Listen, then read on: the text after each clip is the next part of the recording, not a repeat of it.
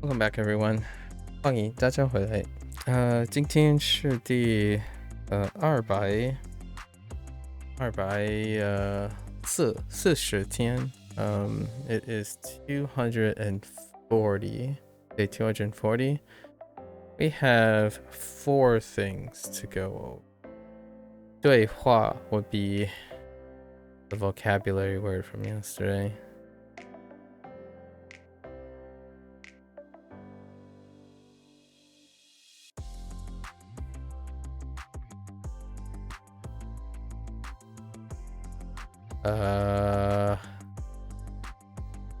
What is to the right of this?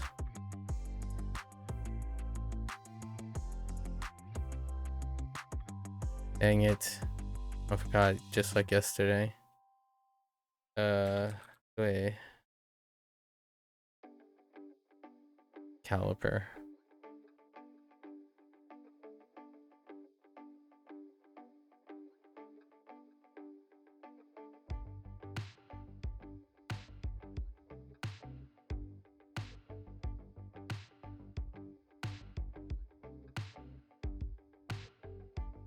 Right, dialogue.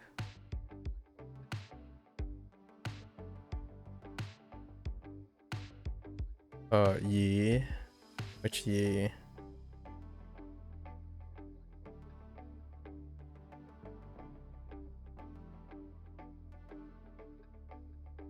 Already. Wasn't sure how it was defined. Shun. Shun.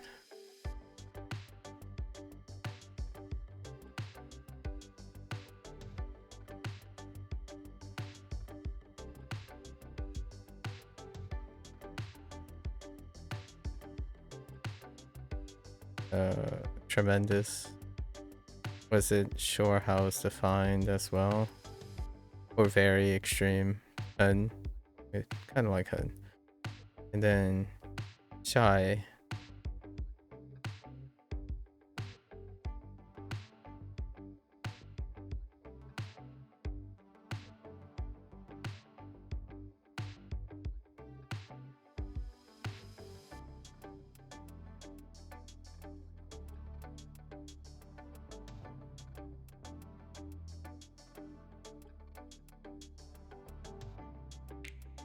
Just a bask.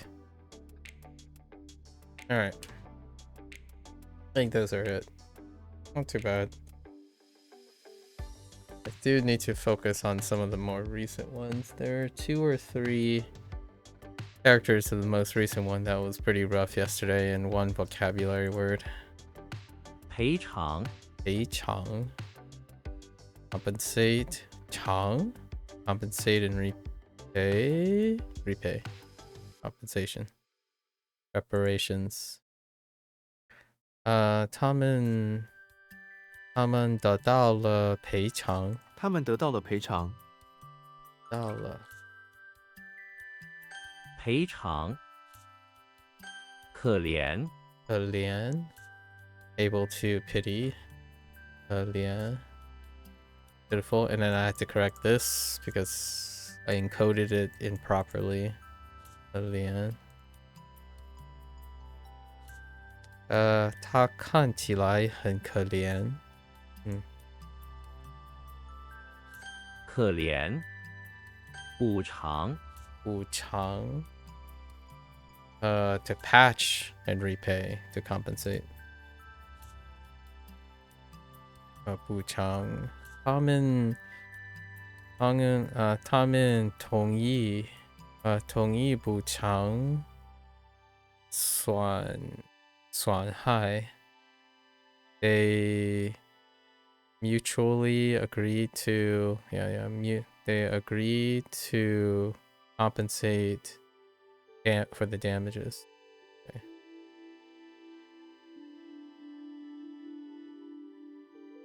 补偿无偿无偿 no repayment, free. Okay, makes sense. Gratis, interesting. 我们提供武场 that's new.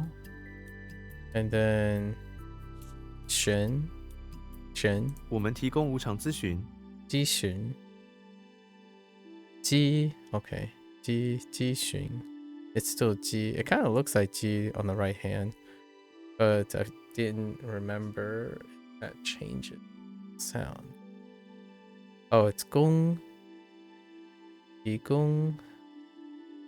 Why do I think it's 公? Oh, because without the yes. 提供. I want to review something actually on gong. So we have gong, gong, gong, gong. Wait, let me make sure. Yeah, this is gong, which is marked as together, which is not the same as Japanese. And then gong.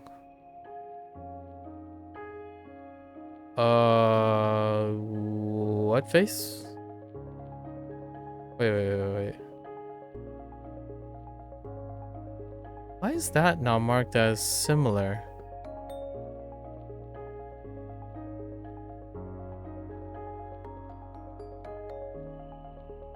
Interesting. This isn't marked as similar to this. The supply. Oh, this is gong. Yeah. And then this is supply. But this is together in Japanese. Interesting. I wonder what happened there. I actually don't know if this stands alone. Yeah. So this is where I got a little hiccup along the way because recently we got kyo. This is kyo, which means together. All right. Wu Chang. Fair enough. Chang. 无常 Okay. 美猴王 Mei Hou Wang. You know, Mei Hou Wang almost sounds like not very Mei Hou Wang. Almost sounds like not very fun. Not very fun to play. Mei Hou Wang. The Monkey King, yeah.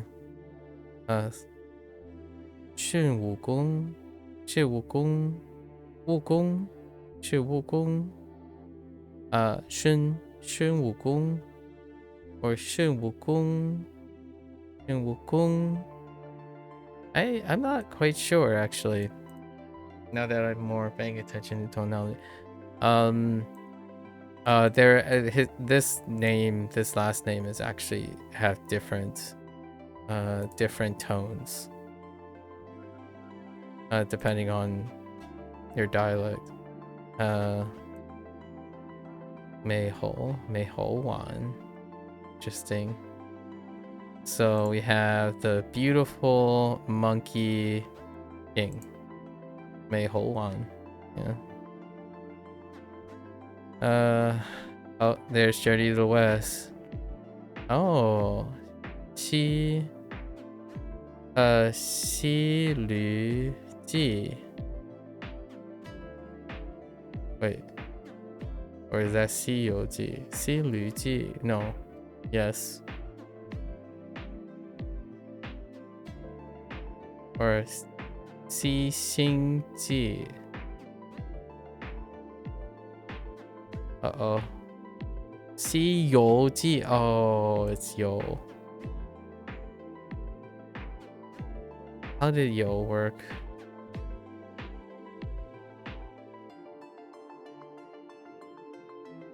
I genuinely don't remember how Yo works. Got the...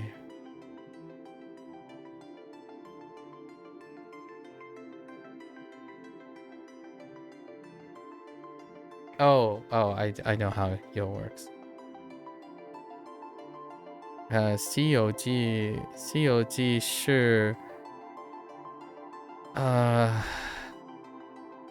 关于关于这是关于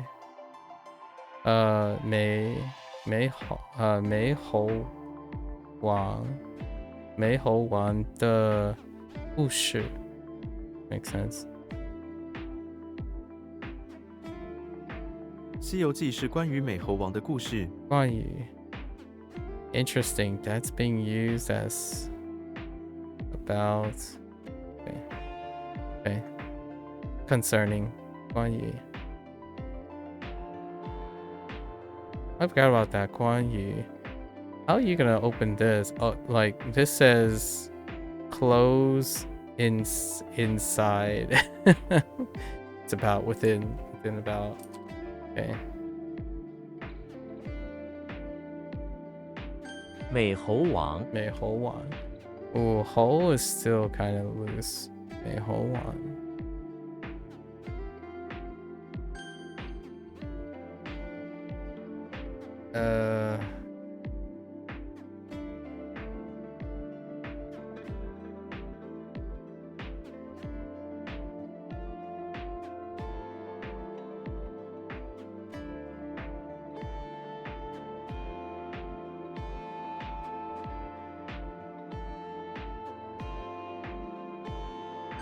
赔偿，赔偿，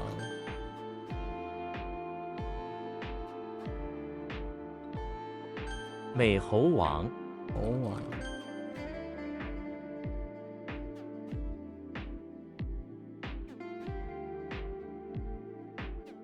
可怜，可怜，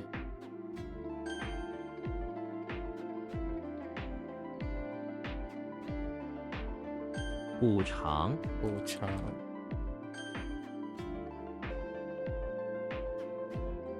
无常，无常。Okay. All right. Summary.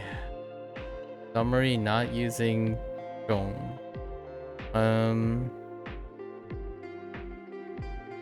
What is this antique finger thing doing? All right. Oh, was that pluck? Pluck to want? Oh no. A good summary of something consists of, okay, plucking the things you want to know. You want to know plucked out and compiled into, oh, okay. Yeah, alright, alright.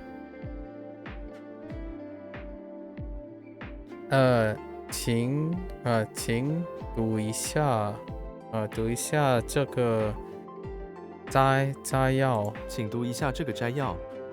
摘要，烂苹果，烂苹果 ，ripe apple， 烂苹果。它是它是what a surrounded cicada。哦，图团。它是团队里的蓝苹果。he's the round apple 的天。他是团队里的烂苹果。烂苹果。烂苹果。Bad apple, round apple, 烂苹果。摘花。摘花。Yeah, it's about flowers. 摘花。他在公园里摘花。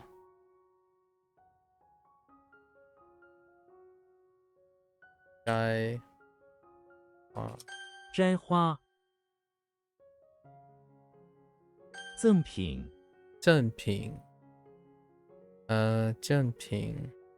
gift, goods, complimentary gift. Interesting. A gift good is a compliment. Yeah, I can see that. Giveaway, freebie. 代品 as opposed to 礼物 interesting. 我们收到了很多赠品。我们收到了很多赠品。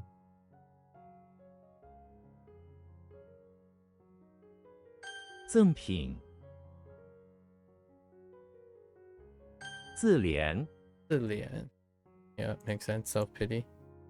自怜不会帮助你成功。自怜不会帮助你成功。Yeah, that's tougher to 自 say. 怜。Oh, that is definitely tougher to do than to say.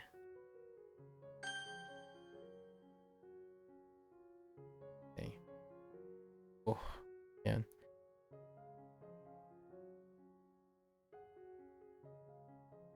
摘要。Yo.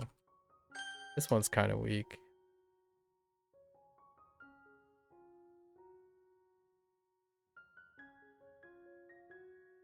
自怜。自怜。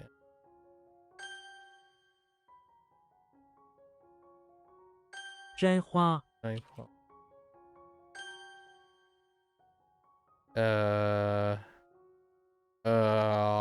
啦啦啦。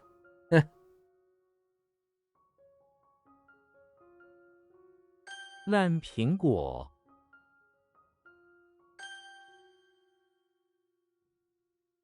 Yeah, not a literal rotten apple, but a bad apple. Bad actor.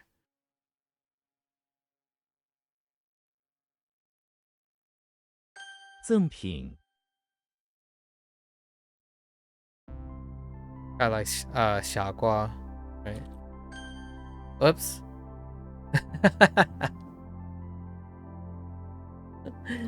Alright, I don't want to talk about it. Next one. 心碎。心碎。心碎。Heartbroken. 他的离开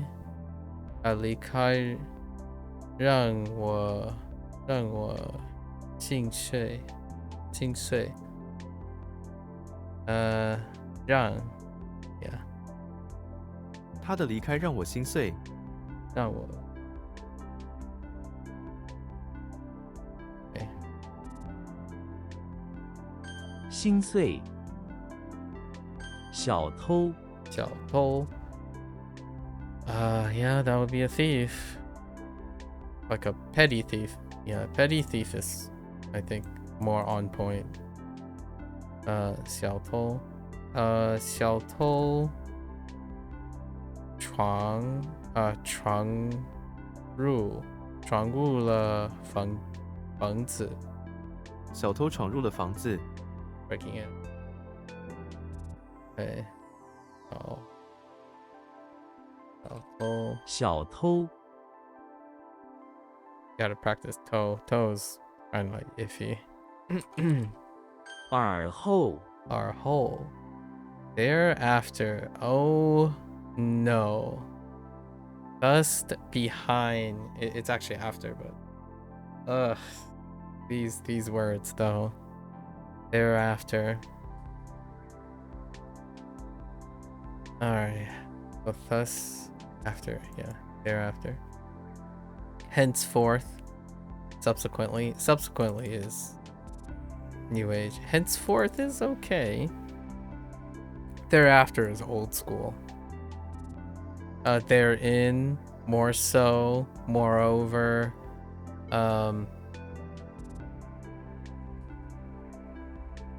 Hereafter, some certain. That type of things. Like yeah, you typically have like but. Consequently, subsequently, furthermore.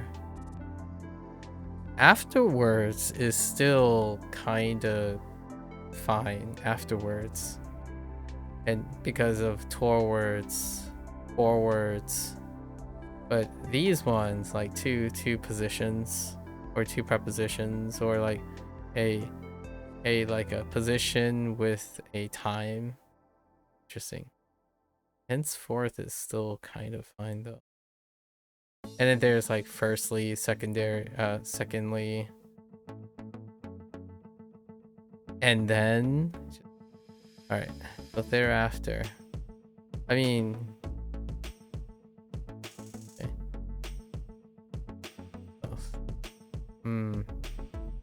Is a phrase to indicate because of something, thus the phrase behind this word is what you ended up doing.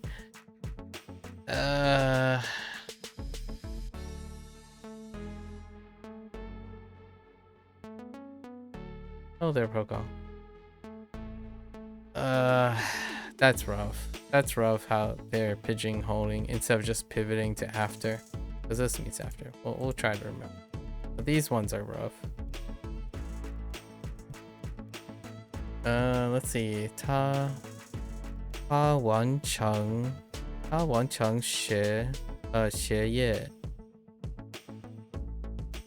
成学业 而后开始深造工作 so they finished their studies or diploma or degree and subsequently and then start to look for work instead of thereafter. Your dad just dropped by and dropped you back from the pub. Nice. We were sharing the frustration of how much of prehistoric life is undiscovered due to the fairly rare condition needed for fossilization. Interesting. Frustration of how much prehistoric life is. Interesting. What particularly frustrating about that? Do you feel compelled that something about prehistoric life can reveal things in the present term? What is your connection with the present prehistoric life? 尔后 Oh, I think thusly is okay too, but man, that's old hat as well. I think we're gonna try to remember subsequently. You know, this does bring up my curiosity about subsequently versus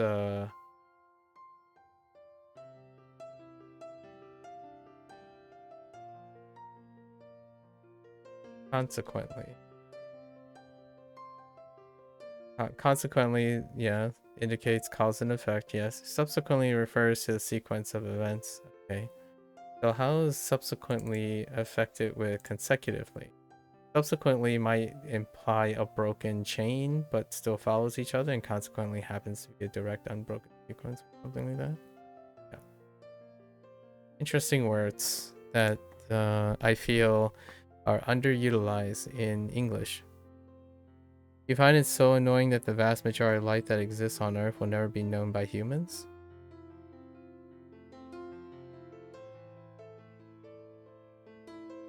But those lives don't exist now.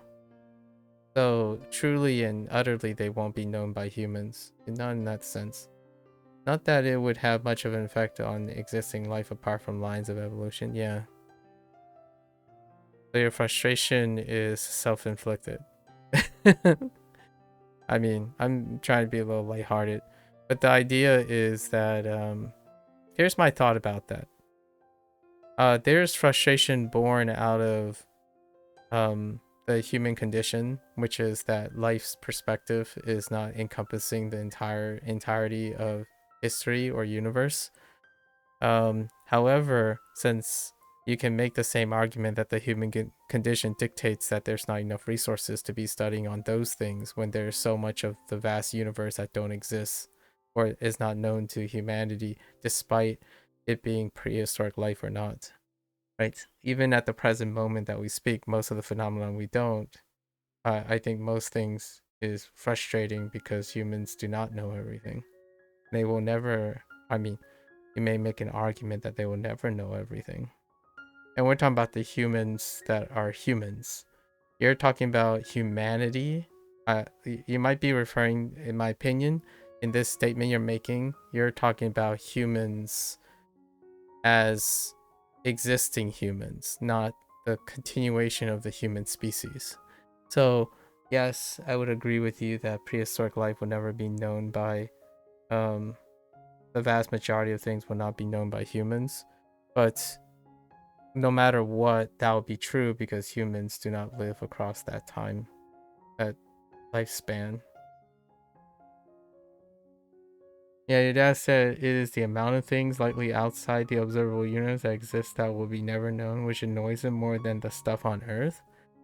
That's kind of interesting because he wouldn't it's interesting that it creates a double standard for him where he is concerned about things that he is not aware of now. Like just the statement that he made demonstrates that he has even less knowledge of the existing universe than the things he's concerned with. That's not knowing. Like what I mean by this is if you are more concerned about the thing that's outside the observable universe, because we partake in the system that we observe, that would imply that the person I'm talking to is more concerned about the things that are outside, that are uncontrollable and unknown, than the things that they are than the things that they may observe and control now, which is still unfathomably yeah, FOMO sucks is your opinion basically. Hear me out. I don't think people talk about this too much, but FOMO is for people who are too privileged to understand that they're missing out on things that are otherwise here and in your control versus things that you are never going to have.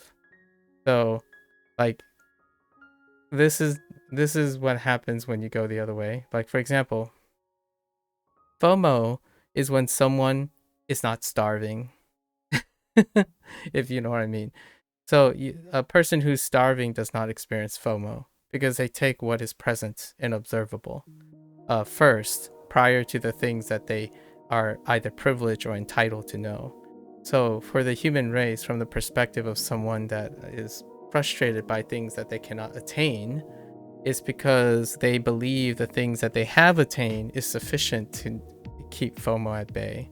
Like, for example, it is great that some people want to develop the, I don't know, universal theory that predicts all that is unknown to them and will become known because they try to predict it, right? Like physics. We talked about this before, which I take the physics perspective when I'm trying to empathize with your frustrations and possibly your father's frustrations by extent. However, when it comes to biological concerns, it's since we don't know enough about the present systems and the present phenomenon, that captures most of our FOMO at bay, because these are things that you do not miss out because they are present in your life. So it's one of those things like, if you walk out, are you experiencing FOMO about being a great runner? Or are you focused on the thing you're capable of achieving now as a runner?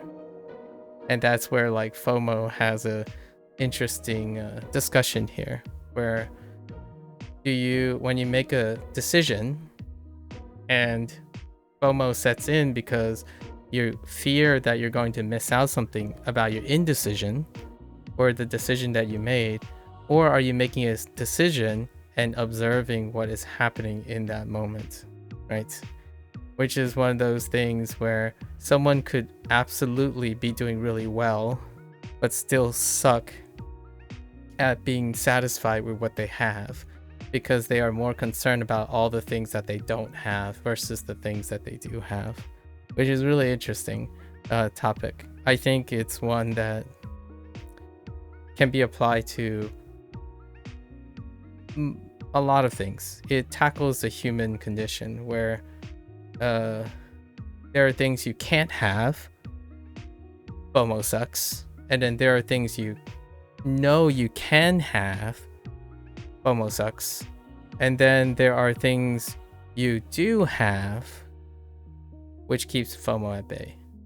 Basically, like when you discover something and you realize there are many other things you don't understand, FOMO sucks in that way too. You know, the valley of despair situation, where when you learn something new, you realize you missed out on many other things, right? But now they are things within your grasp. But then when you go and learn those things, you'll realize that you've missed out on many other things again. So it's like one of the funniest, perpetually moving human conditions. I think how you harness FOMO, that's probably, we're using new age term now, like how you harness FOMO is a great defining and significant characteristic of an intellectual versus a deterministic, fatalistic person, right? If you fear of missing out on something, you're driven to try to figure it out anyways, versus um, the thing the thing that can't be achieved is just accepted as it can't be achieved. As in, that sucks, we're just never going to do that. And like, I understand, right? Obviously, my response is not one of frustration, but one of, yes, all this prehistoric life is not going to be understood, but there's so much that can be understood, but hasn't been understood. So,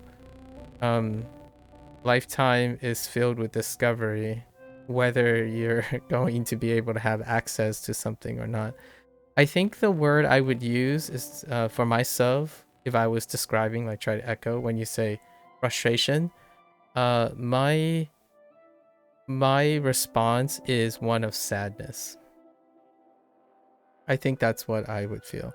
FOMO makes me sad. It doesn't that could feed into sucks. So when someone says FOMO sucks, you could provide another layer of nuance. There are those who feel sad about FOMO or like disappointed about FOMO, and then there are ones who feel angry and frustrated or like piqued by FOMO in a different way.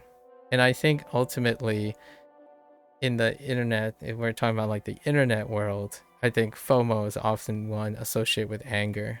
And for me, FOMO is one associated with sadness. Maybe a little bit of pity. So sadness, pity, and sympathy versus anger, disappointment, maybe, and acceptance, possibly.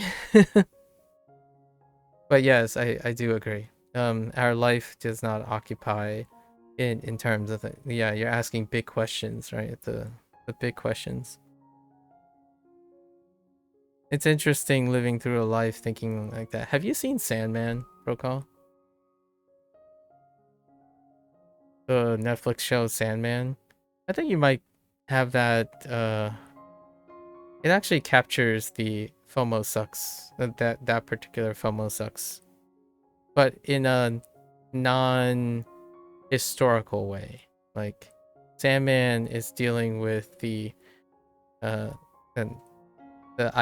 tackle the idea of being ever omniscient, and what you do if you were omniscient. So that might be an interesting topic that might tug on your emotions a little. But yes, FOMO sucks for different reasons, but for myself, FOMO is one of sadness.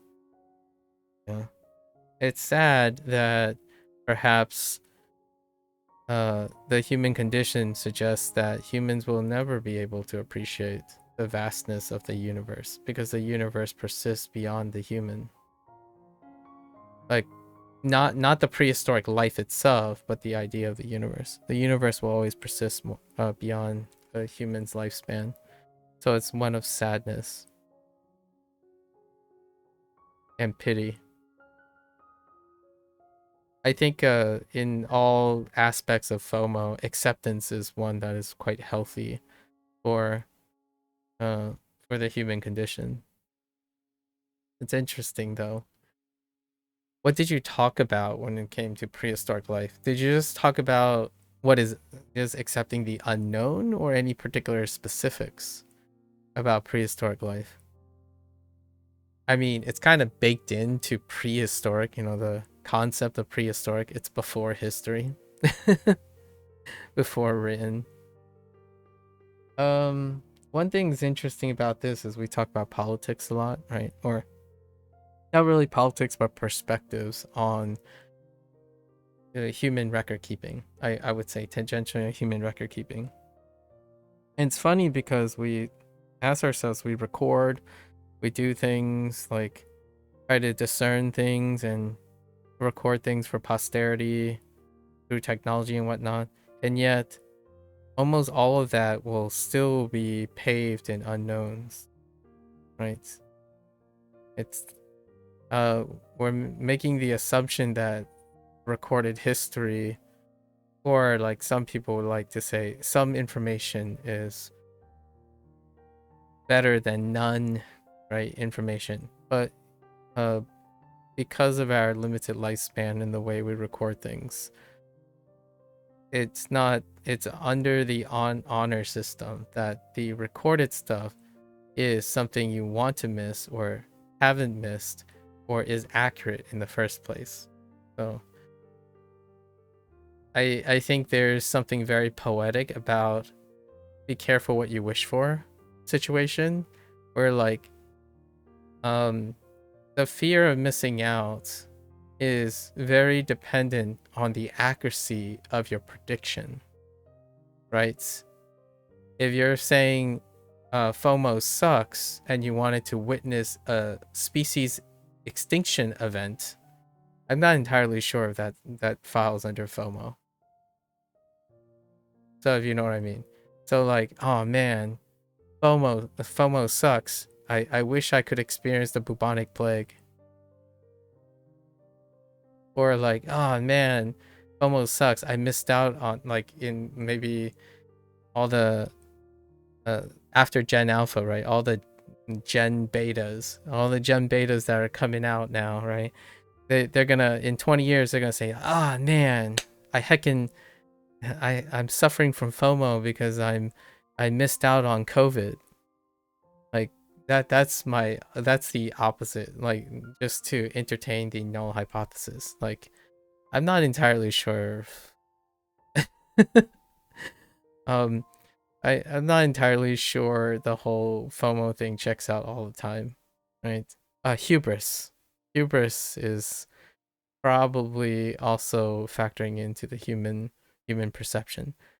Kind of like most of the time FOMO is applied to something that's desired, but we don't understand the desired effects unless it happens. I think I can give a little bit more of a poetic one, a little more poetic example. Man, I missed out on winning that lottery ticket. If only I had one number different, I would be a millionaire now. But those who experience that, the whole FOMO sucks and wishful thinking and whatnot, as opposed to actualizing the present and details of the observable universe, those individuals are presuming that they understand what they're missing. And that is also one thing that the human condition really helps keep in check, which is when you have a fear of missing out on something, do you actually know what you're missing?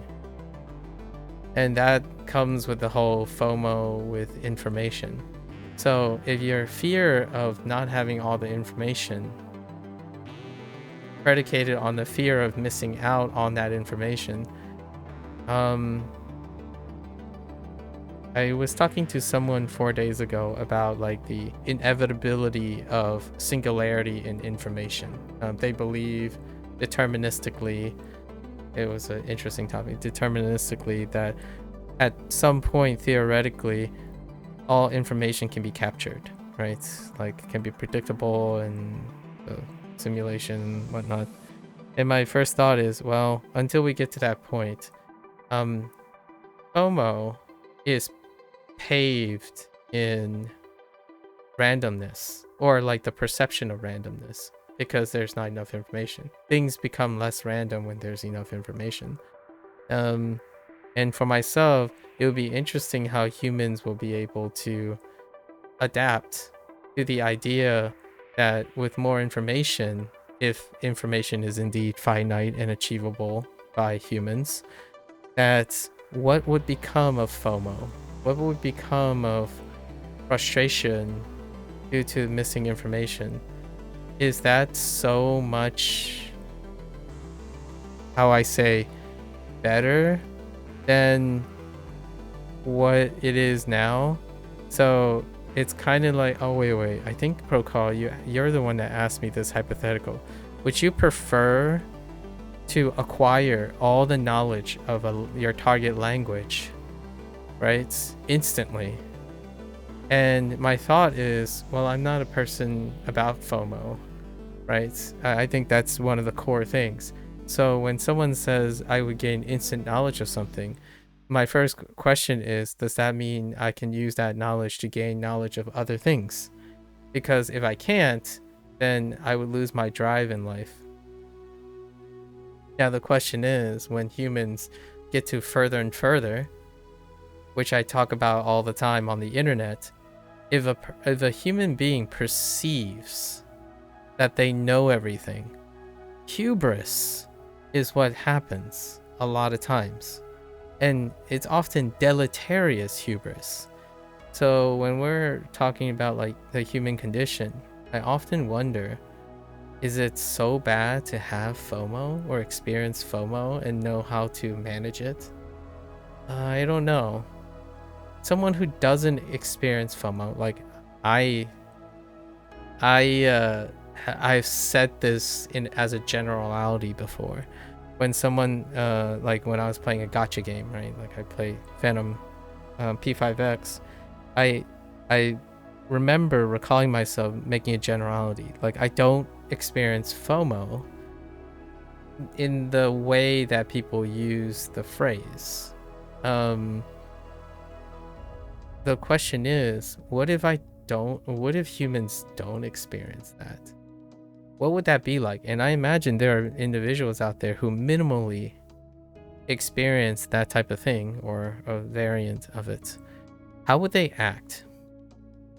And my thought is, I actually think it's far more common than you might think.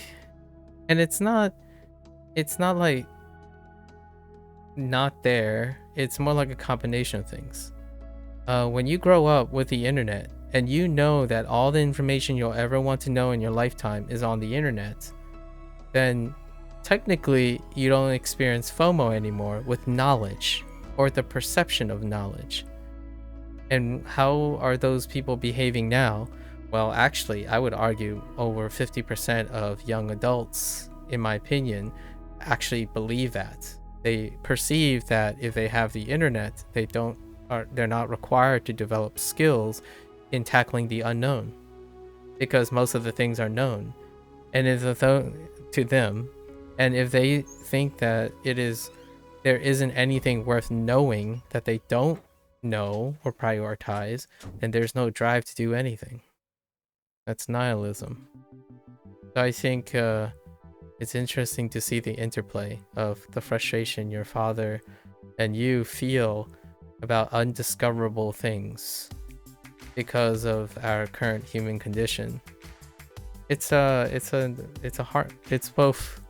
bittersweet understanding. It tells me that you're ever thinking, which is great, and at the same time,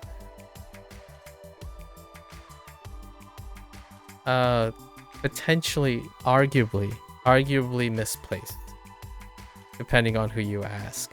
And for myself, I feel a bit of sadness, right?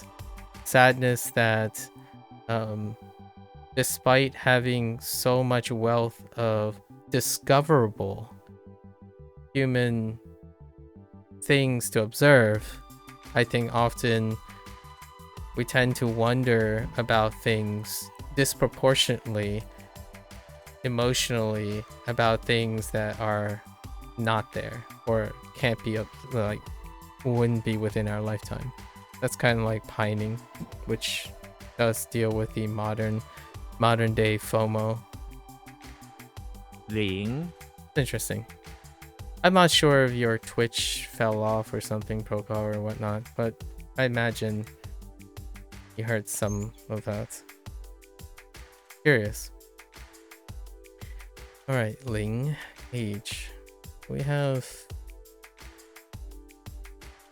3 ages? Huh. Teeth? Wow, teeth got changed. What is teeth in... Wait.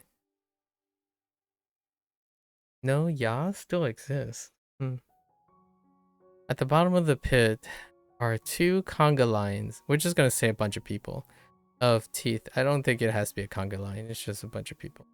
At the bottom of the pit, there are a bunch of people. A bunch of people's teeth, perfectly lined up, and I guess conga line works. Perfectly lined up and partly buried in the ground.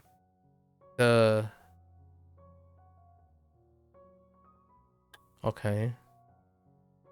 The pit is covered with a gigantic foot to protect the teeth from decay. Oh.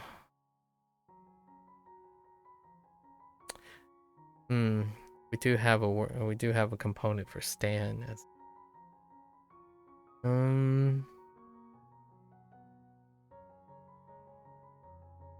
all I can think about is like a terracotta warrior at the moment. That's all I can think of. Teeth.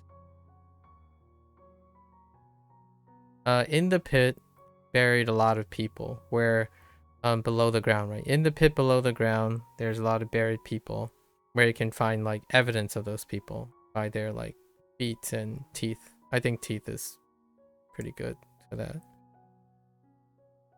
Okay, and then that would dictate their age, which is fine. 0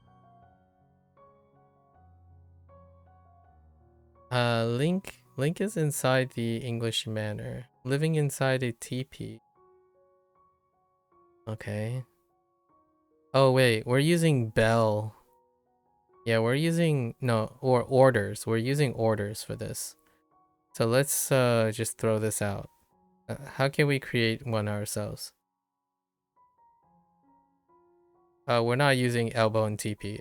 Elbow and TP can suck a butt.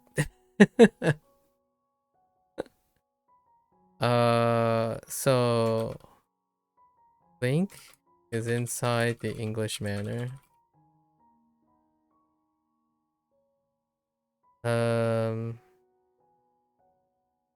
Where he's ordered to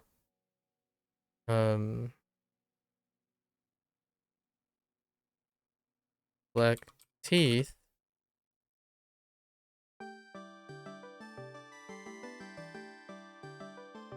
to figure out the age of a relic.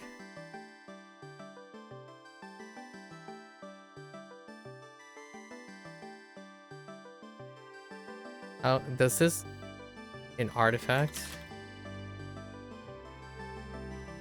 Does this this can line up with other people too, but it's like a fetch quest, right? Ordered to fetch teeth to figure out the age of an artifact. That's fine. More like a quest now. A fetch quest. Alright. Ling. Nianling, okay, makes sense. Gao Ling, advanced stage. Huh. 0 Ling.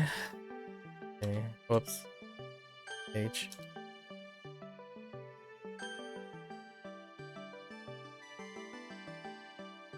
后 What is... Oh, 心碎 Ting Shay. 0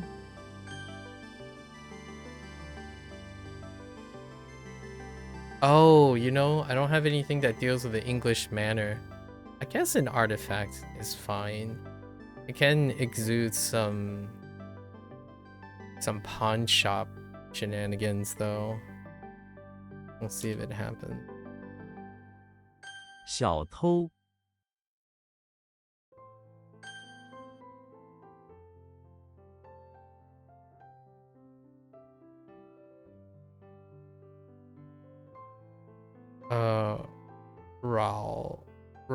Raw. Oh man, that's awful to say, huh? Raw.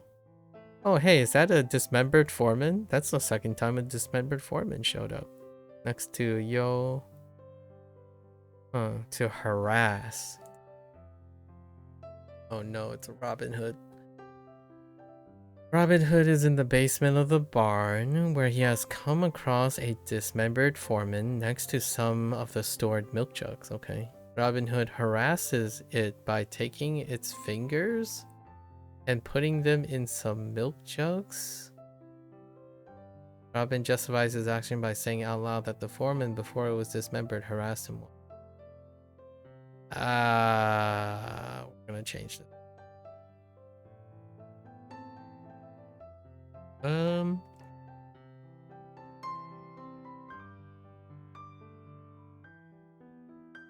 Harass. I think we're gonna change this. So Robin Hood, made his way to the cellar of the barn, where he tracked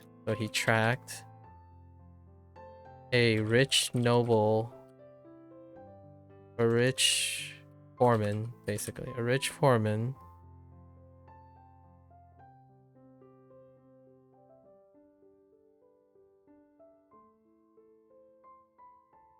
Maybe a foreman.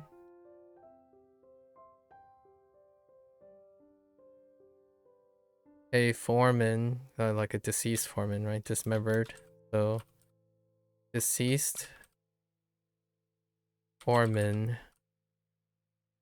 He checked his fingers, and it was clear that the rich has harassed this guy and, you know, took care of business, right? So then, you know, Robin Hood is upset and vowed to get justice or something like that.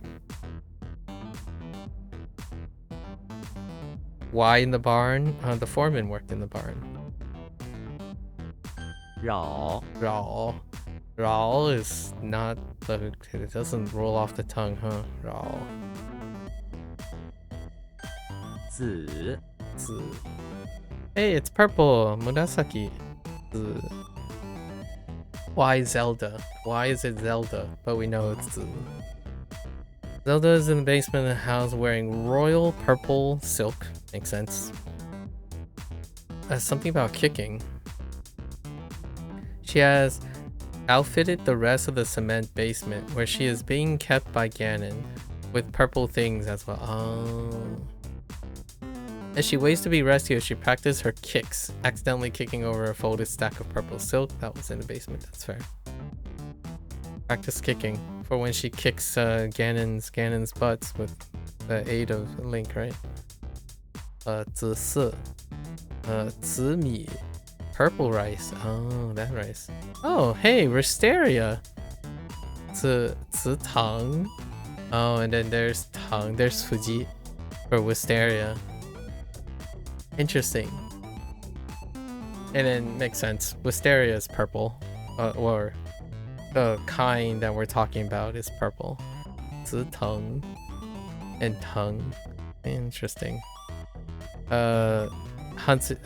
Wanikani taught me what wisteria is, because I didn't know what wisteria is. I didn't know those flowers were called wisteria. 子寿 Show. Thin.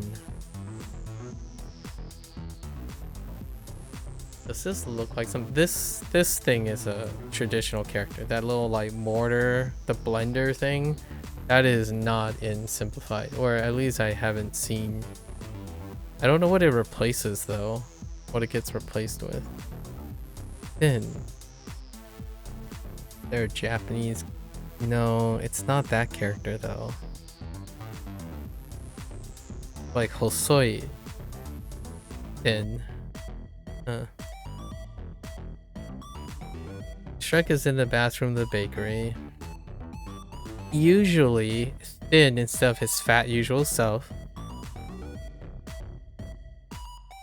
Okay.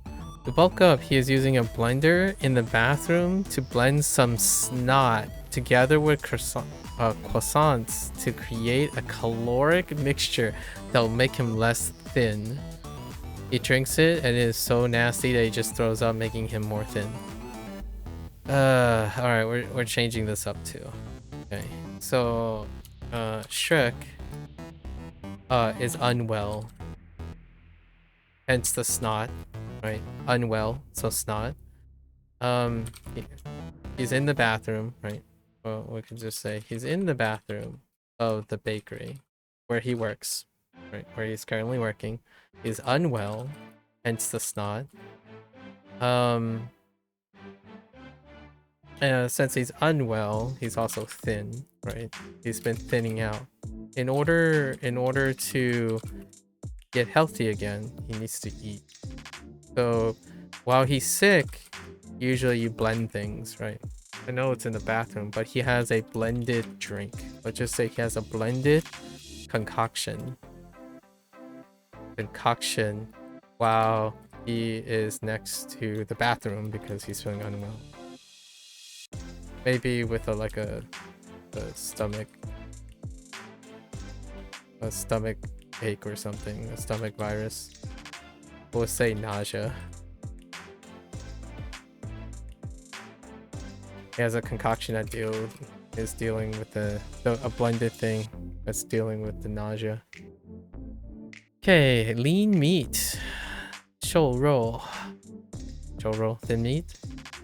Not quite lean. I don't think thin and lean mix the lean's the same thing, but we'll go with it. 骨瘦如柴 骨瘦如柴 bone thin like firewood. That's right. That's kind of funny. Basically thin like that's interesting. Chai for rake. I have no idea what gaunt means. Although gaunt, lean and haggard, especially because of suffering hunger. Oh, interesting. Gaunt, intriguing. What words would I have? Haggard is okay, but maybe like emaciated. Oh, I haven't used emaciated. Or cadaverous. I'm looking at these synonyms. Skeletal. Interesting. Wow. Drawn is an old age use. Drawn. Haggard is not bad. I haven't used haggard in a long time. Cadaverous though. Interesting. I think emaciated is more common than gaunt. I don't use gaunt. Interesting. 瘦 So 纤 obviously thin is the default. 谦, oh, yeah, 谦, the sign. Interesting. So we have a party and bamboo for 谦. Why do you look so familiar to something else?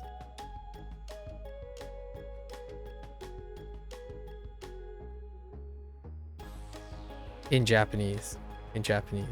I feel like something got simplified in Japanese for sign.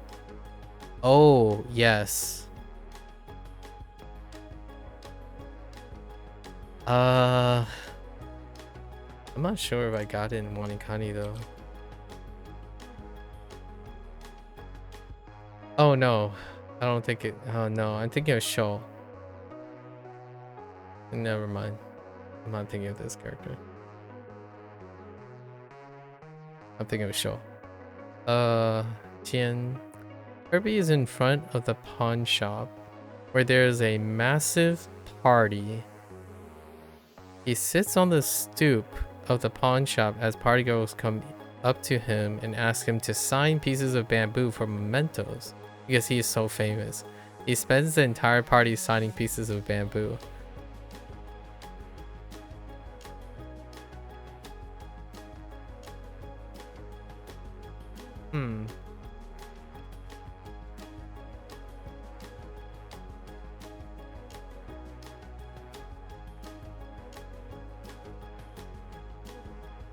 So the problem with this is there's basically nothing about the pawn shop or leads you to think about the pawn shop, and many of the pretty much all the characters that the reason why all the initials are picked is because they're all famous, so, or they're all like pop culture things, so that doesn't help. Maybe something he can do, but signing.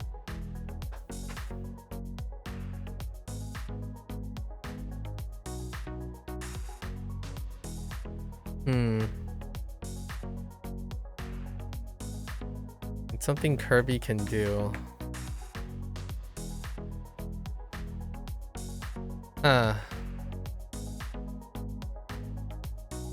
It's kind of like Kirby. How about we do something weird? Oh no, but it can be related to Yoshi. Alright, so. Oh, you know, be kind of cute to do this. So Kirby is in the front, in front of the pawn shop.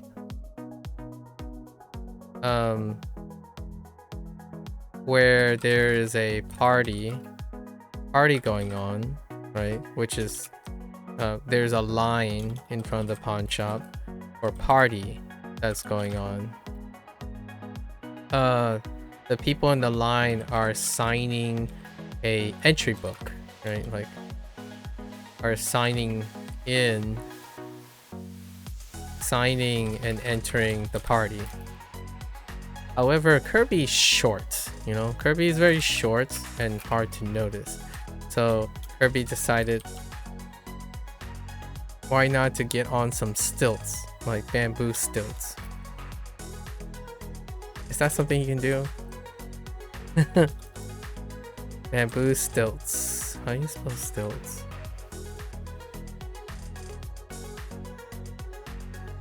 Stilts. I don't know how to spell stilts. Oh, there's an extra T. I missed the T. Stilts.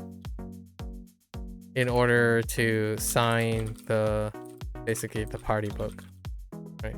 To get into the pawn shop.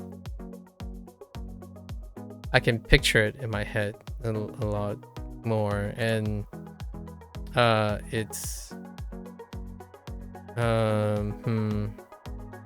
but what is the pawn shop?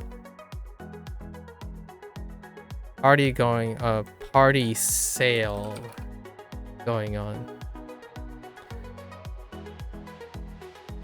Like an advertisement sale. Visa.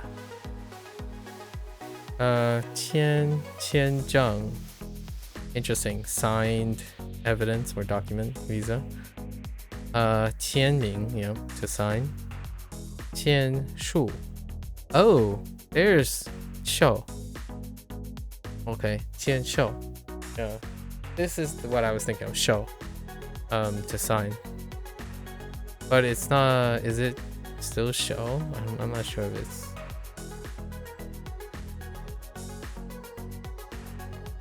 Like 名称, right? 名称, which is basically 名称, 名称. or signature. Oh, and then it's probably meisho suru or something like that. Or shoume. I think it's shoume actually.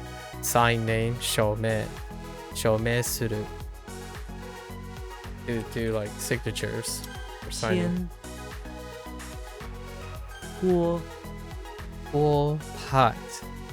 Oh, guo. Yeah. We finally got guo. Do we get clay pot? Is guo? I'm pretty sure guo is attached to clay. Guo. Or there's hua guo, right? There's also hua guo, which is hot pot.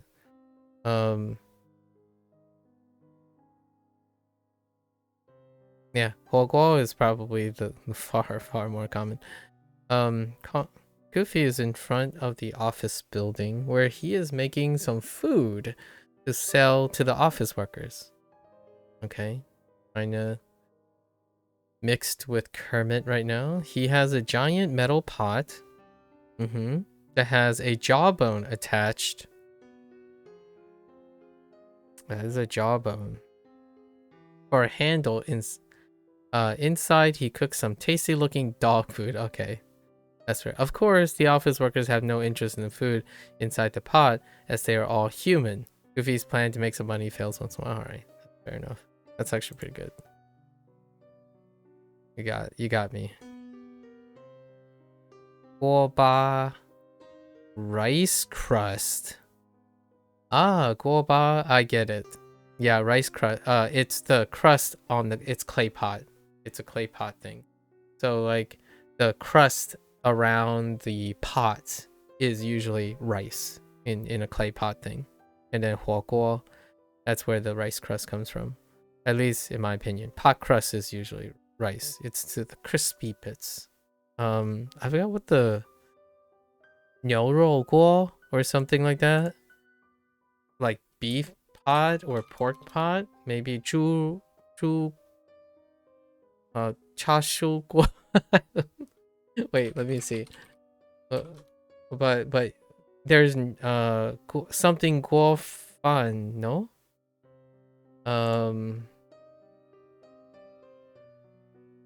What is it called? It's like clay pot rice, right? What do you say, clay pot? Does that have guo in it? No, it doesn't. Dang it! It's bao cai fan. Dang it! I was thinking of clay pot rice the whole time. I'm thinking about the pot. Guo, okay, and then chao guo,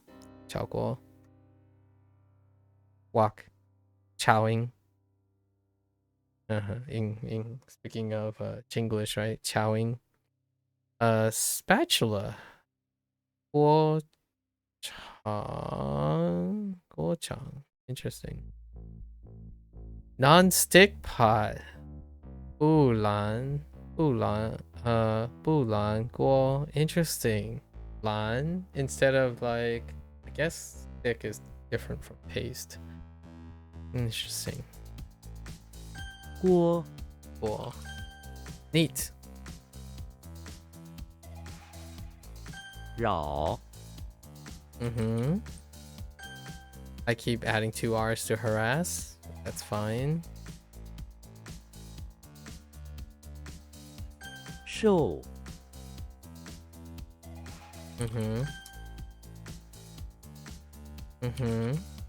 鲜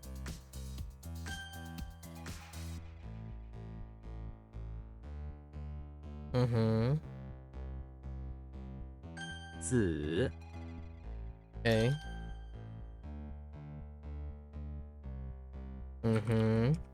Guo.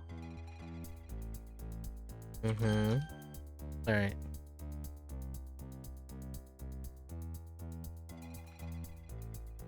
Alrighty.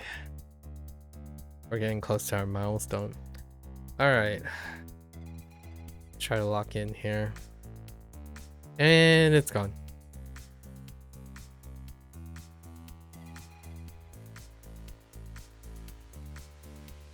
Heck.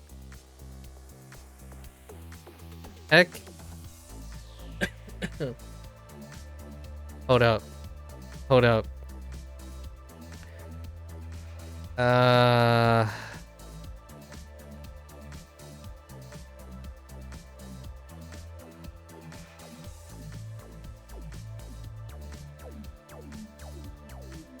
I thought maybe it's like oh, 景 oh it is. It is Jing.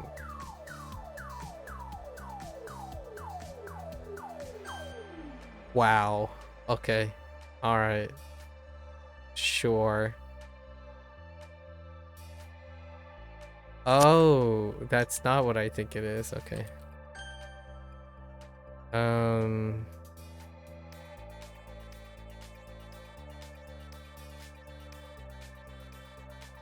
What incarnation?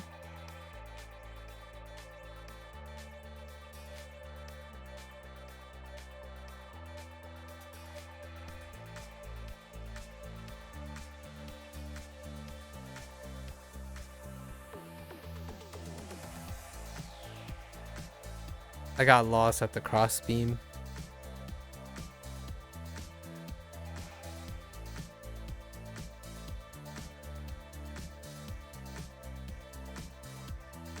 There's so much information there, and I'm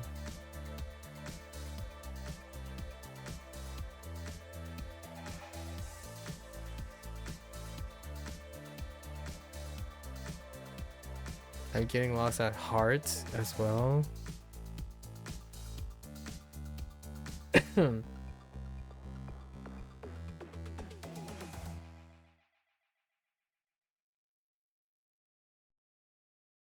Is this the thing where...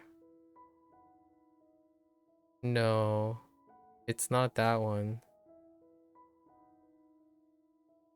Ding ding. Ding the 家庭观.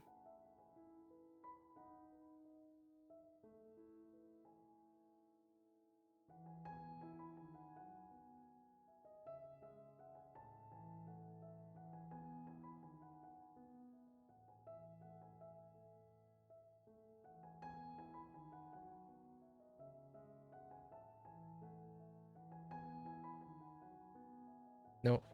No, we're just gonna take this. I thought I typed one. It's exactly what I think it is. I don't know what I typed. Oh, I might have typed way. No, it's what I think it is. It's stable.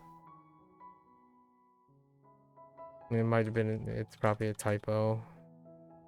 带 That's okay then. 虫子 园里有许多虫子，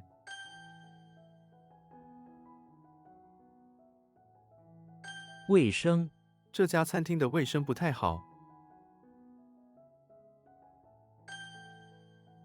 Thank you, sentence. Kinda was a little worried. The sentence came to the rescue there. What in the ladle?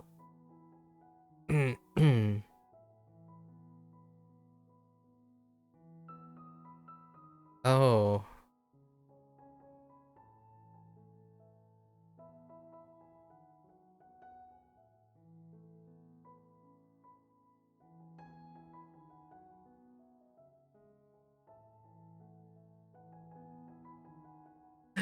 It's man, I don't know who it is.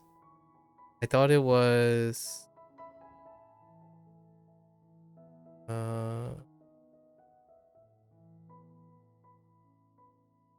稳定稳定的家庭关系， it's not settle. Stable decision.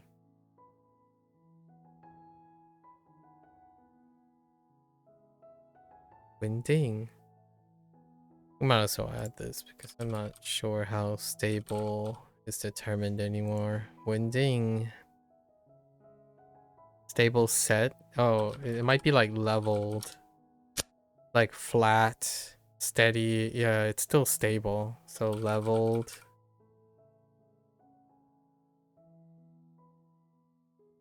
Settled is fine.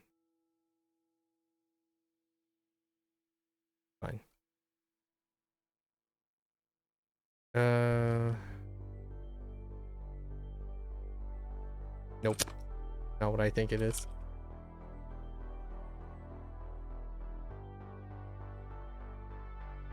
吃饱，你吃饱了吗？ Okay. 显，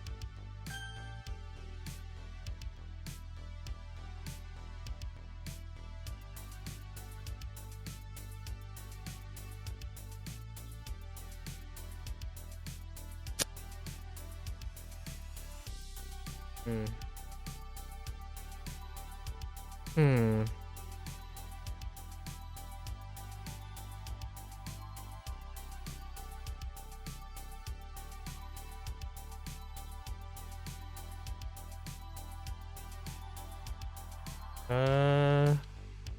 Oops. Huh. Hmm.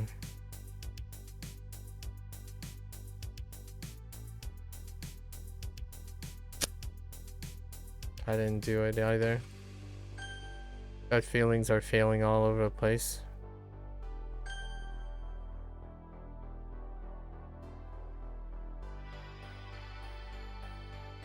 倒闭，很多小公司倒闭了。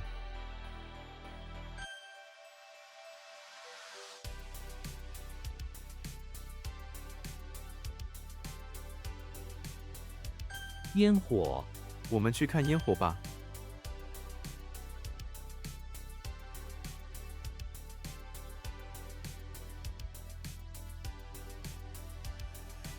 Oh no, I had problems with this yesterday.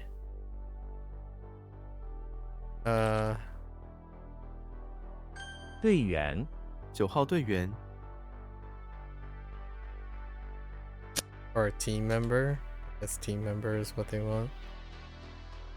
Or like a sports member. Team member is fine.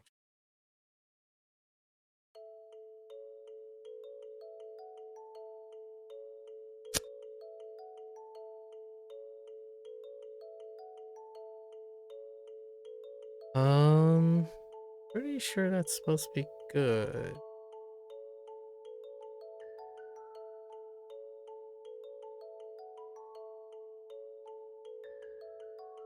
Hmm.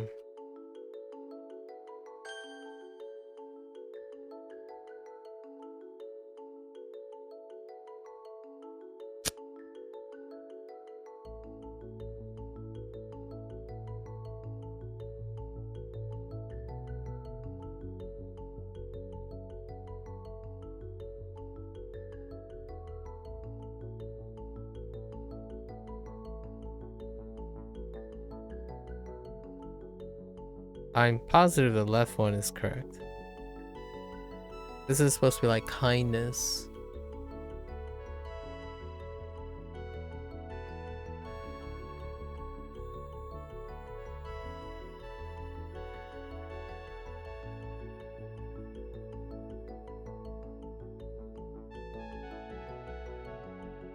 Oh no. I screwed up the left. That's what happened. I'm typing shun instead of xiang. I wasn't paying attention to the location. I might have to add something.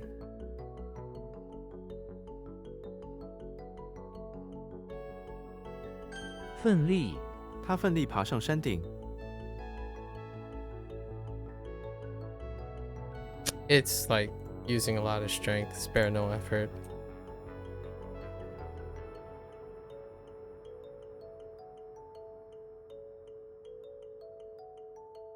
Spare no effort, it's like,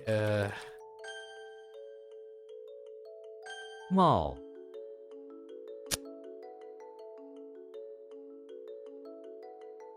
oh. Wait. 取胜， 他相信他能取胜。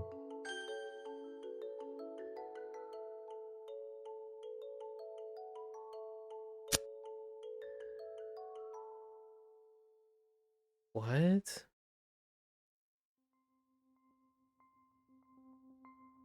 Oh, oh, oh, oh.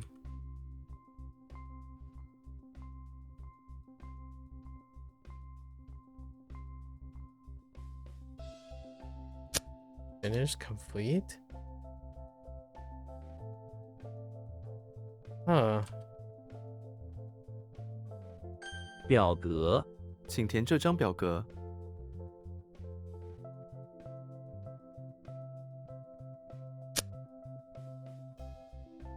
What?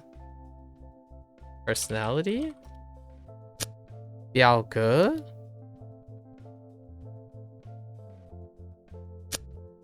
What in the world? 乐器、它能演奏很多种乐器。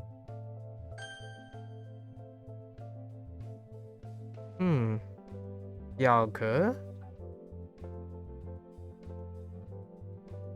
Expression pattern?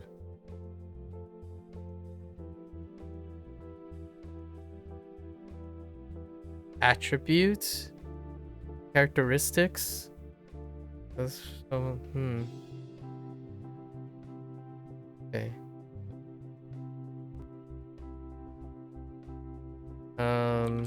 Maybe, or no, hold up. I've got the air. It's 接会. Yes, 接会.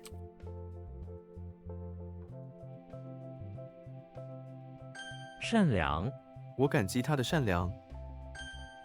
Kindness.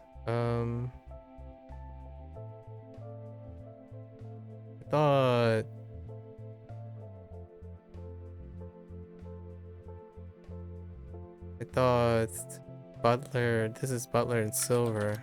Oh, it's this. No, it's not. Attributes? Okay, this is form. Nature. Oh, forms. Oh. Oh, wait. Oh, a different type of pattern. Dang it. No, this is a repeat. I think it sucks, but we're just gonna have to... This is like the 8th time this has happened. It's so... I don't know if I'm ever gonna get this. Yeah, good. It's like patterns on a... It's supposed to elicit a piece of paper, but there's no paper in this other than you can attach it to a pattern. I don't know how much I like this. Yeah, 表格. Oh, surface. Yeah, that's probably why I screwed up. I didn't think about surface. Just throw it on there. It hasn't improved over time. Maybe I can add something. We'll just... let's see. I don't like this description. This description is terrible. I mean, technically it's the same thing, right? A form is a pattern drawn onto. Let's try adding like...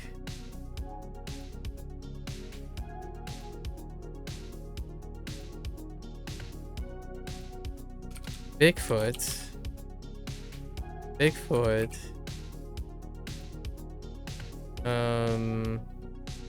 Gandalf. Fill out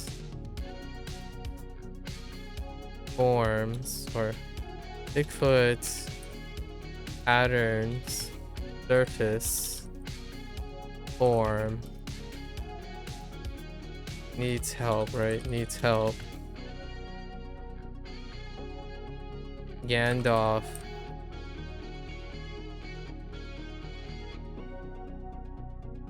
Deciphers pattern.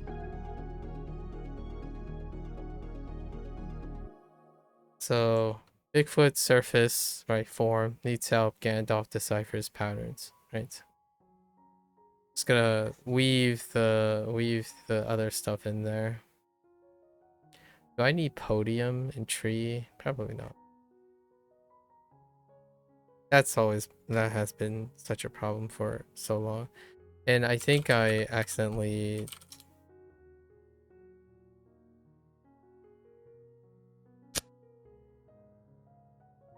Oh no, I typed S instead of Z. What the heck?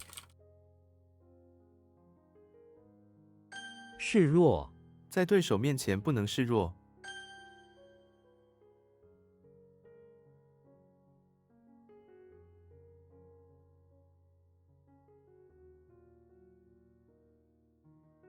饿死，他饿死了。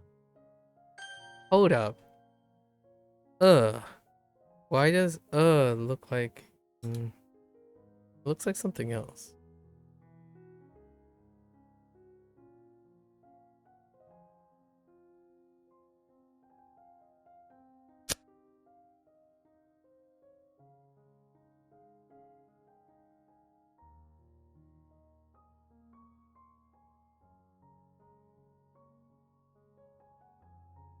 Sure, it's like... Oh, yeah. 约会.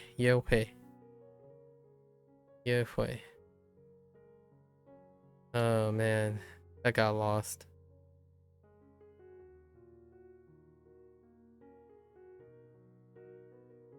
Cowboy, shellfish, and Slender Man.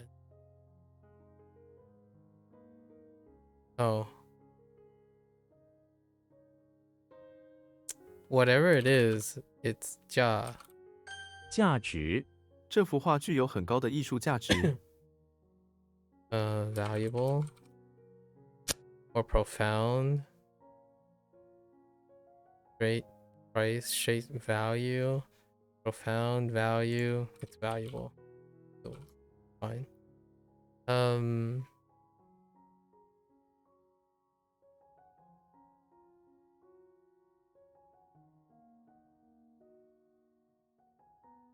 I don't know how the cowboy and the Slender Man. Oh, selling.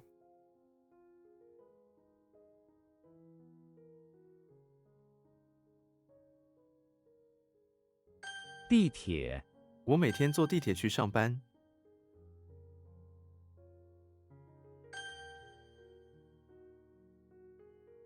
Okay, try this.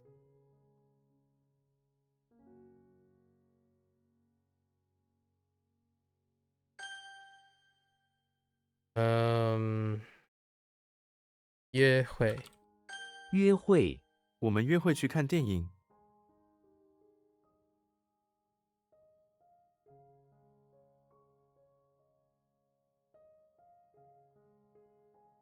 Like reserve, decide, date. Yeah, it's a reserve date, time, a date. I'm just gonna write reservation as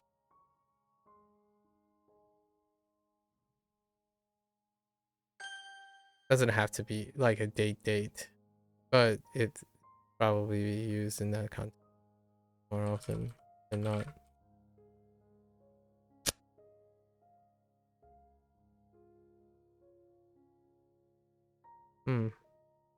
This is risky or risk. 喜，零，文明，这个品牌全国闻名。文明 well known. Okay. Then Butler and Silver. I thought it was that. 记，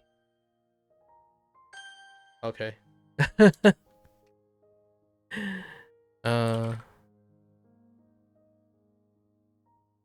What?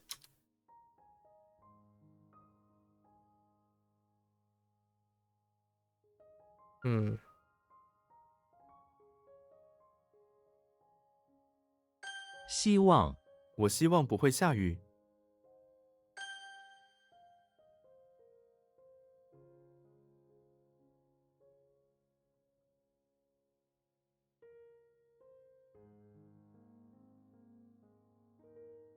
急忙他急忙上前迎接他。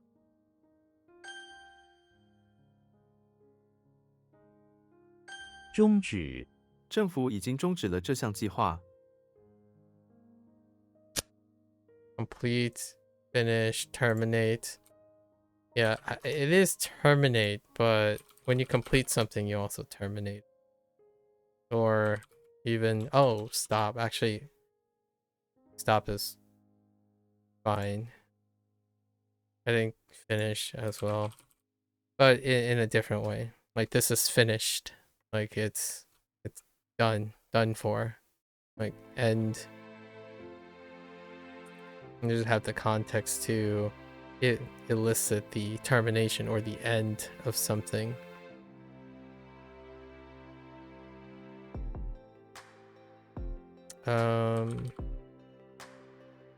What?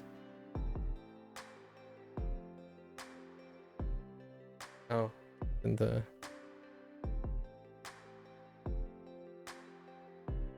what?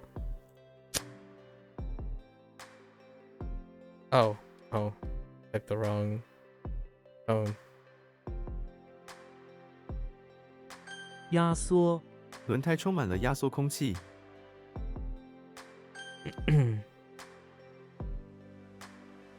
物品随身物品。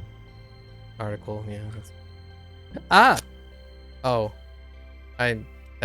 That's well, I mean that is bone, but that's fine.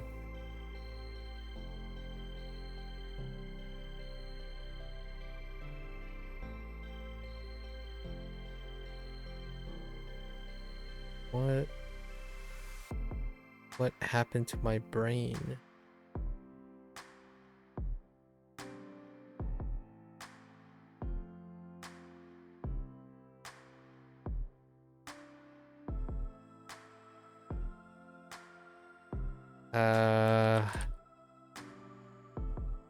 Dang it. I don't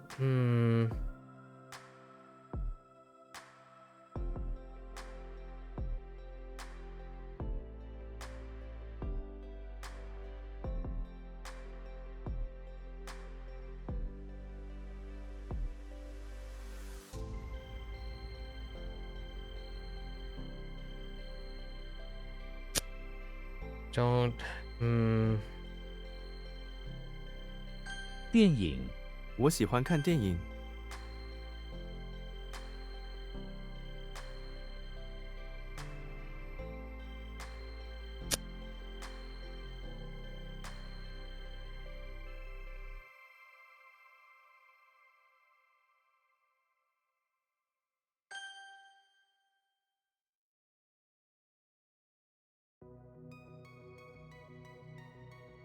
What?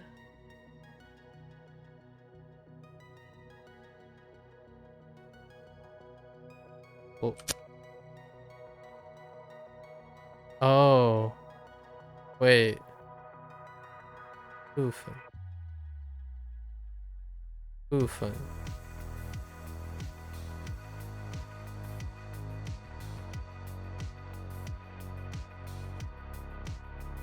I don't know what this is. Walking dollhouse with a bow and a body.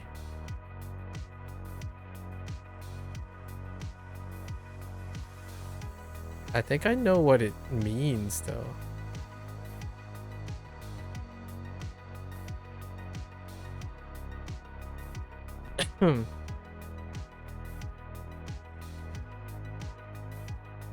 Oh, is it what I think it is? No, I don't think so. Oh no, wait. Dang it. That's not what I mean. Yeah, it is.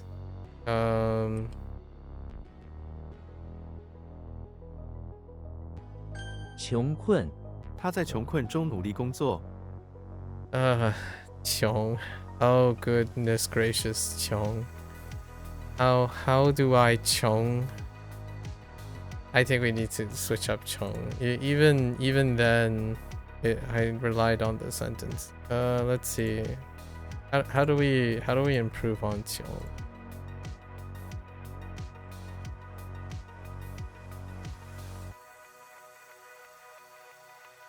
Or among other than his body, some temple visitor go over to Kirby and gave him a bow and walking dollhouse, which is now poor. Or Kirby's only friend. Kirby doesn't mind being poor because he's finally has this spirit. Okay.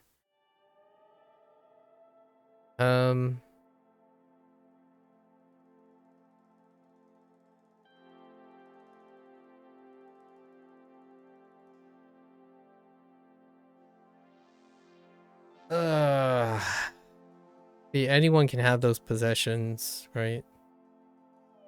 Maybe like Kirby inside temple. There are some monks, I think, or Kirby is bored.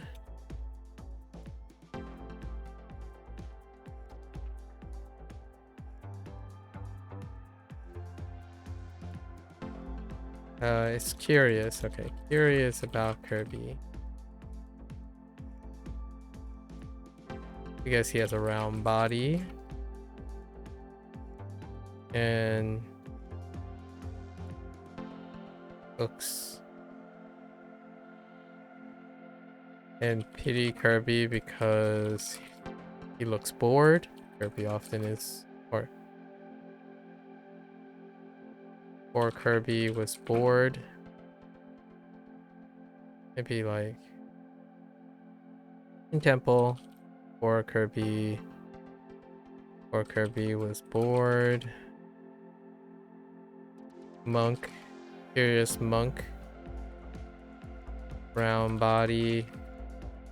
Wonder he could maybe use a bow and maybe find entertainment.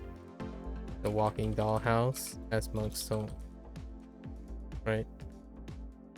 I don't know. Chong is not great. Okay, I mean we found it off the sentence, but I think it could be better.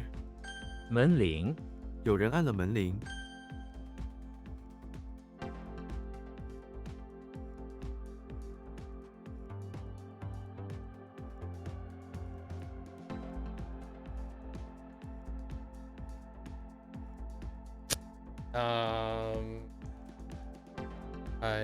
Taiwan. Okay, yeah. 书，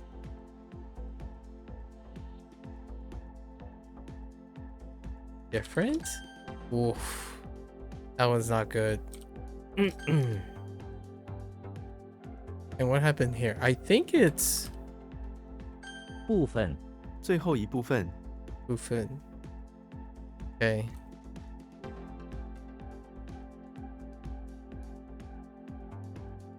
采矿，矿工的工作就是采矿。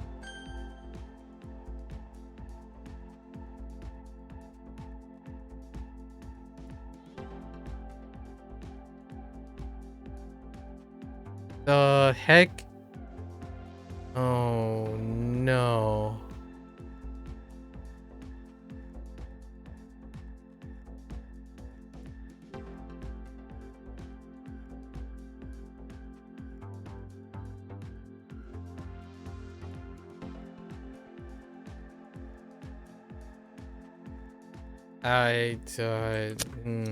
No idea at the moment.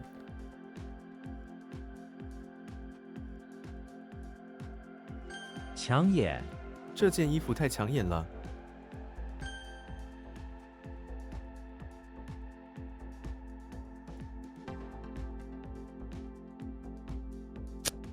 Oh, no, 2. Oh, no, that's Lia.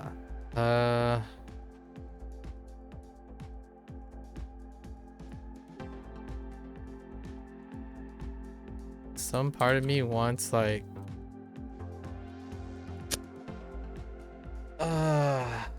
oh wait. Oh no, wait. I know what that is. 黄色，黄色的大楼，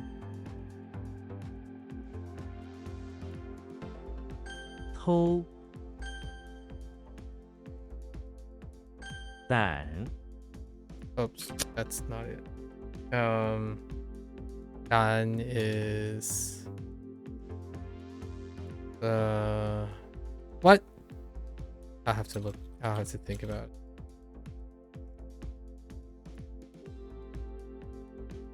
What is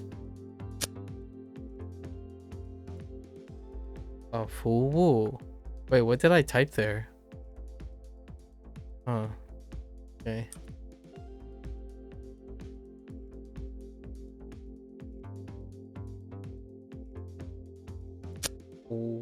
What? Oh, 抗议.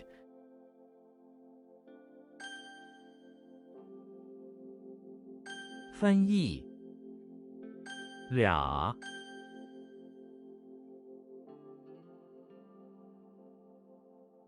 描述，你能描述这个物件吗？ Or describe. I guess describe is better.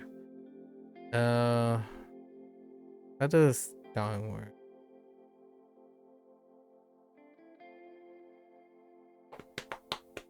Oh, gallbladder.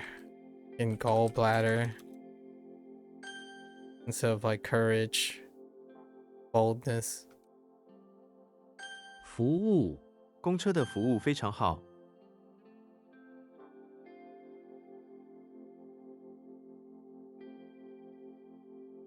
What? Oh, wrong tone. 米饭，谁不喜欢吃米饭？铃声，我听到了铃声。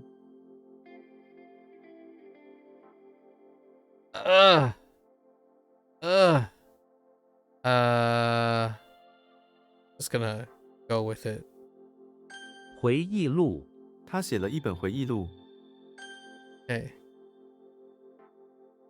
Ah. No, it's not Lian. It's oh, maybe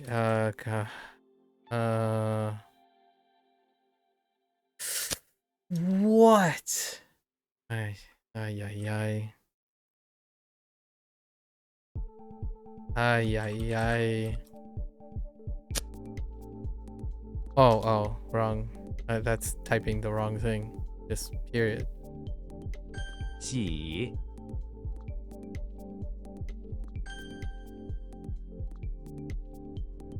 壮，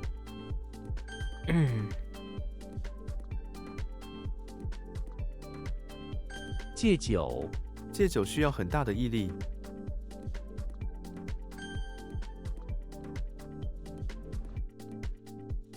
What the spray? Wait.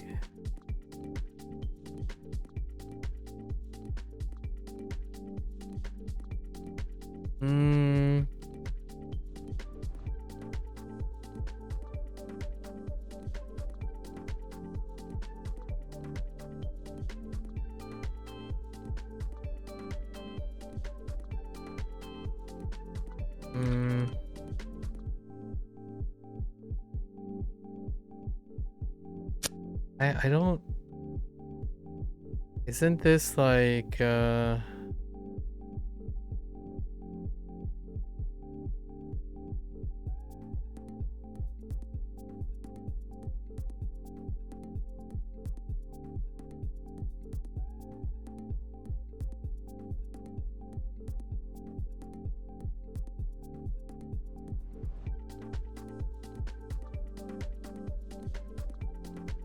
like slow down?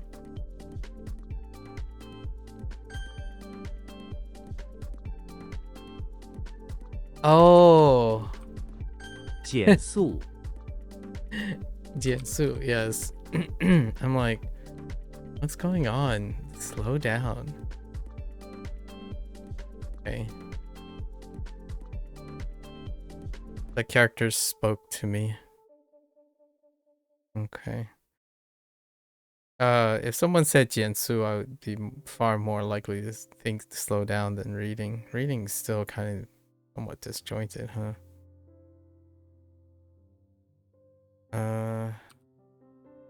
可惜 We practice 这家店 this. 今天关门了，真可惜。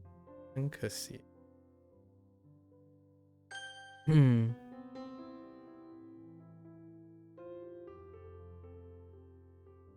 What is that standalone? Oh, 发呆 他常常在课堂上发呆。 this fadai is in my opinion I don't know if this is a new thing in Chinese. I'm not sure if the Chinese language has adopted this, but I think fadai whenever I think of fadai, I think of the Gen Z stare. That's fadai. Curious if this is the thing. I would need to find the different interwebs. But whenever I think of fadai, I get fadai all the time. But like when you talk to someone like face to face, if get around Gen Z, you get the fadai all the time.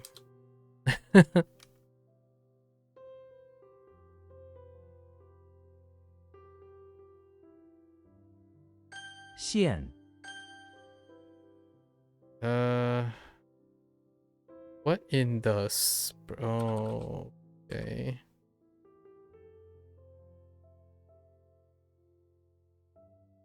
What the heck?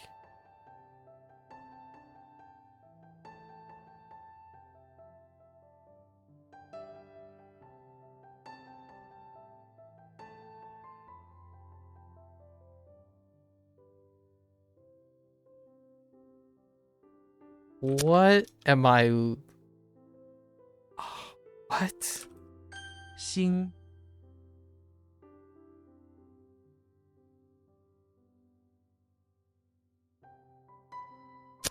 Alright, I guess that's just happy.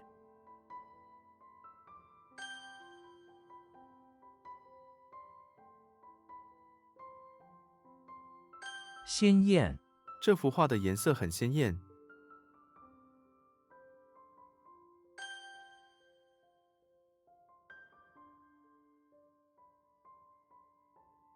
共存 不同的想法能够共存。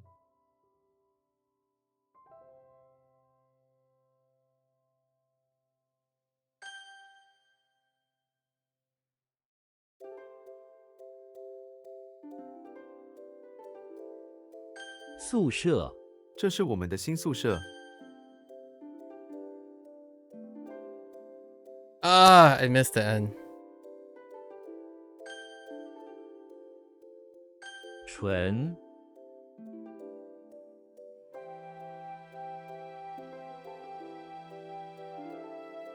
Whoa, what? Oh, I typed, man.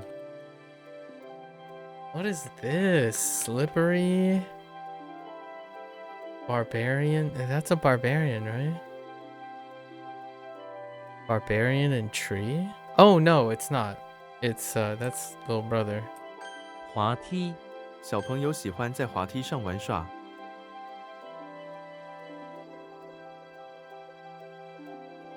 欣慰 双亲无比欣慰。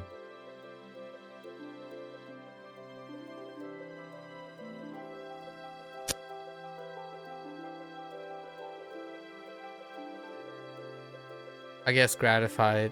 Gratified is the word from yesterday, right? Probably gratified. 后盾 这个计划没有后盾。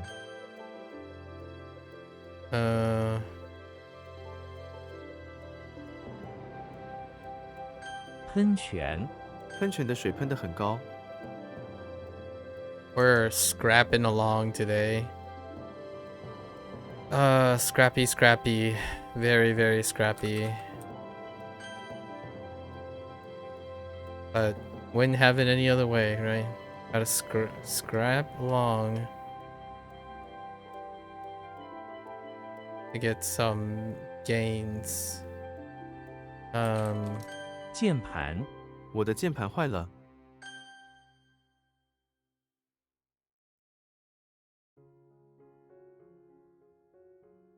彼时、彼时我们还是学生。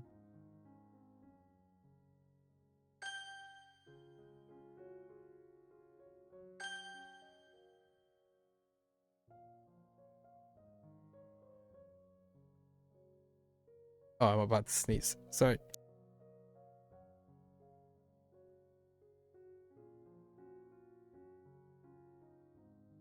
Oh, excuse me.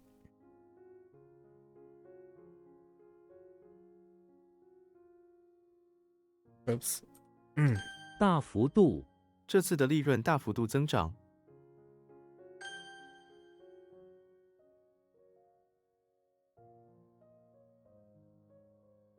寿命、寿命取决于多种因素。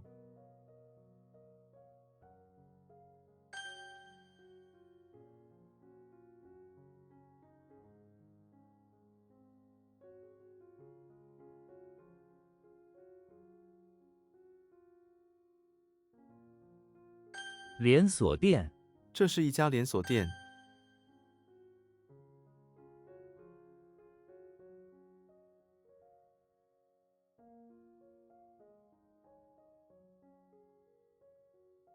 ，Heck.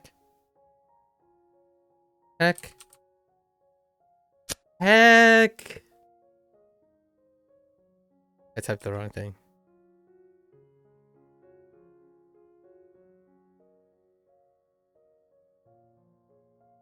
出版、这本书明年会出版。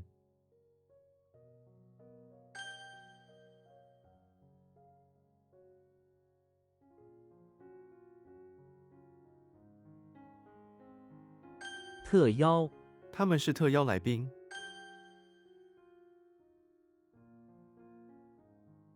敲门、进前请敲门。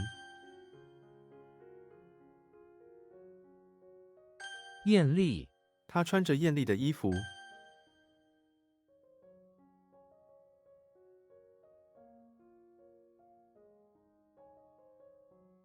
腐败、这个世界腐败吗？ Practice spy. Spy is a weak one. Oh, this one is pretty weak too. 熊、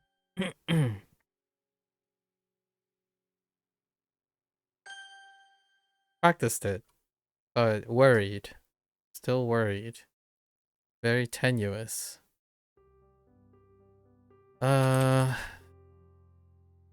智能、这个智能车可以自动停车，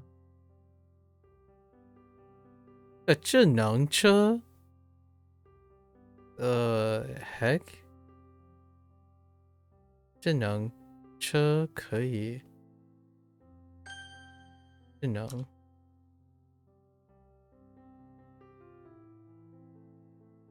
药品、过期药品，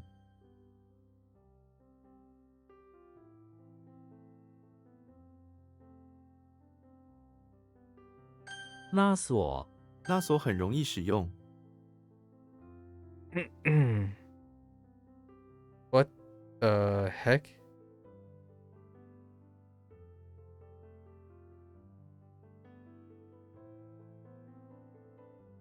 Uh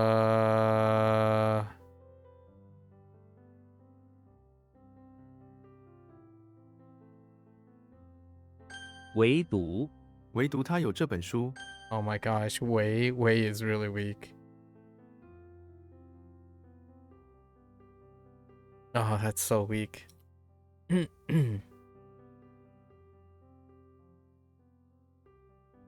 Whoops. Wrong. That's a typo.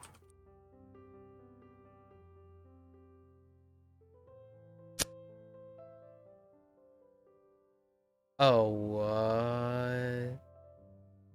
What did I...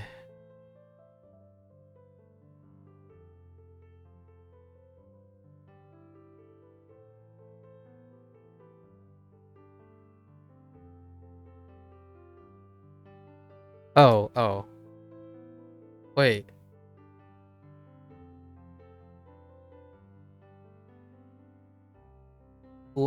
What? I think I'm getting two things mixed up there. Huh. What? 付出付出现款，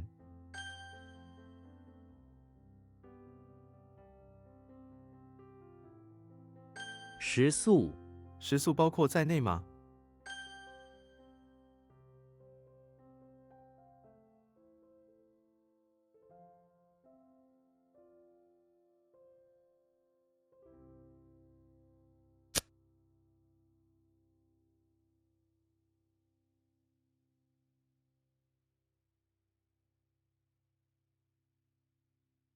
？Wait.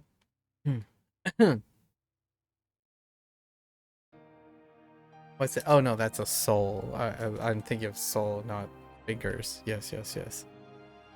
I thought this was.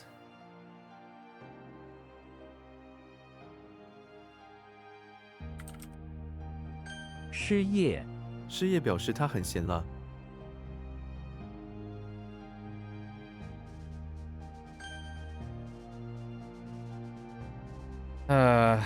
Save me. 指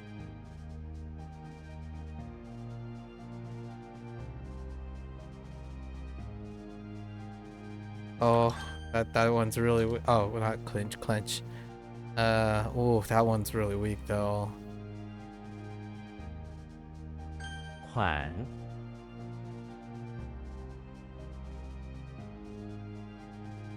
That one's lots of extra steps at the minimum. 聪明他聪明又努力，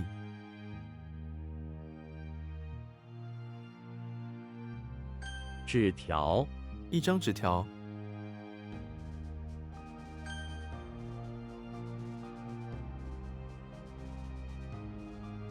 Ooh. Oh, wrong tone. It's fine.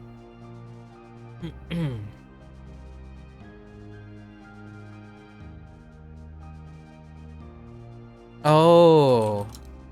What? I have no idea anymore what's going on there. Okay. We'll take a closer look. Blank our minds. 耐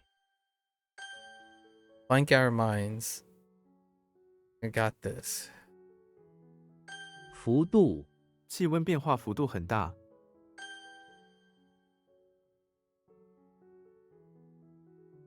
美元我有50美元，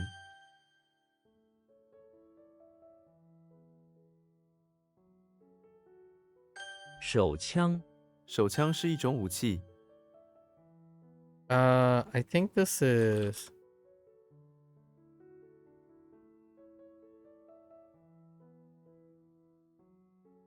Yeah.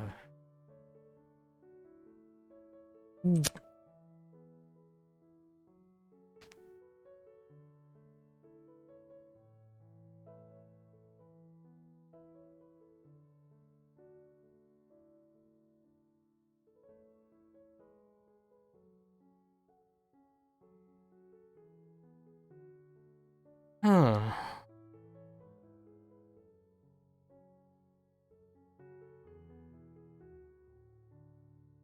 Hmm. 邀请你为什么不邀请他？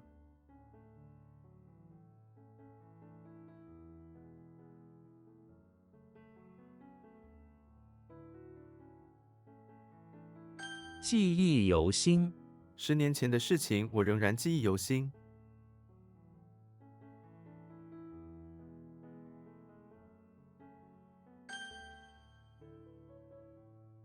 Hmm.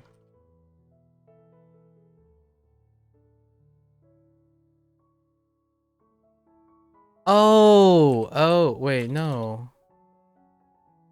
Oh, I've been writing the wrong thing. Oh my gosh. Oh, okay. All right, crises averted. 辞职我想辞职。I've been typing 才 instead of 词. Oh my gosh. Alright. It's fine. It's fine.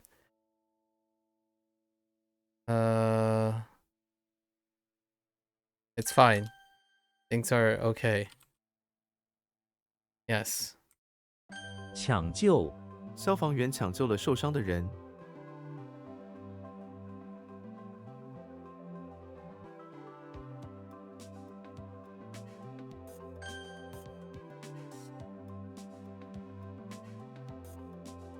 钢笔，他的钢笔很漂亮。 All is right in the world.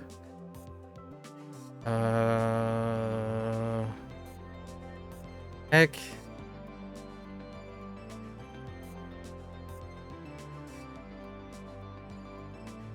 I had a way around this, and now it's gone, and now it's back. 区域，这个区域很美丽。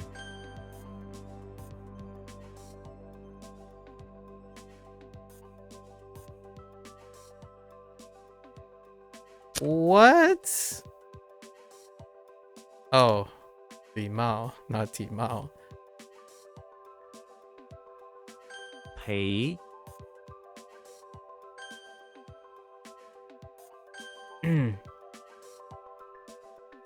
礼貌，说谢谢是有礼貌的。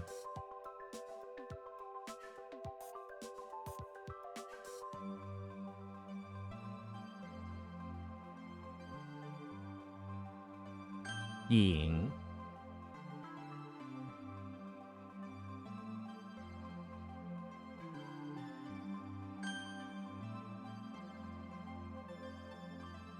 钢琴，你会弹钢琴吗？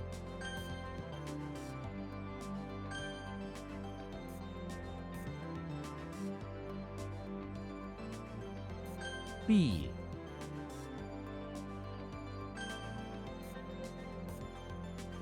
耳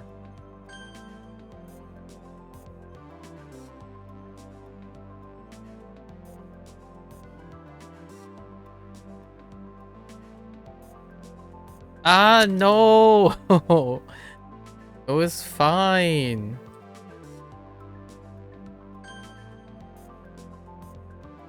果，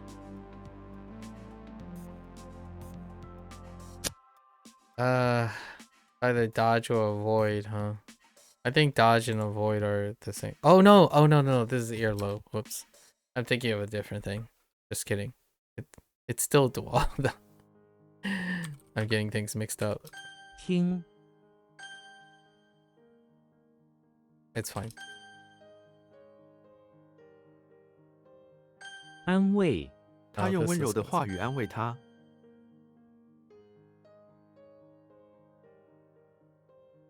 富， What in the world? Oh. 考， Okay. Oh, okay. Yeah. I've been messing up. 措辞，你的评论措辞不礼貌。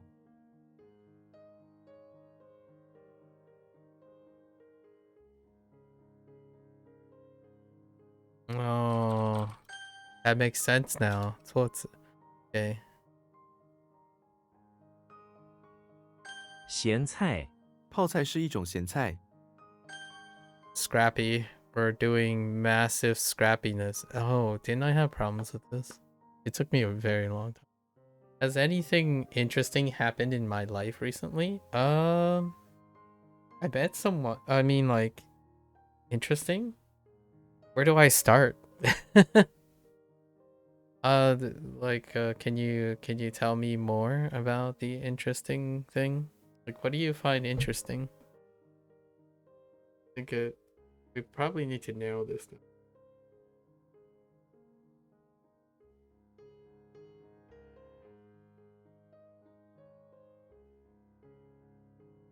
Quite a lot of things. Most things are pretty interesting. Like I was reading a lot of things about Silksong. That's pretty interesting. Silksong happened in life, But I guess it's more like you're saying in my life, so it has to like directly involve me. What is something that's interesting that happened? Like maybe something outside my control or something?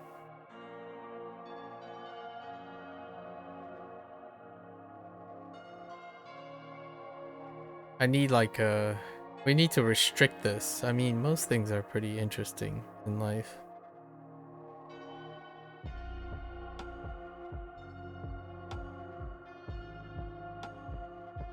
Uh, hmm.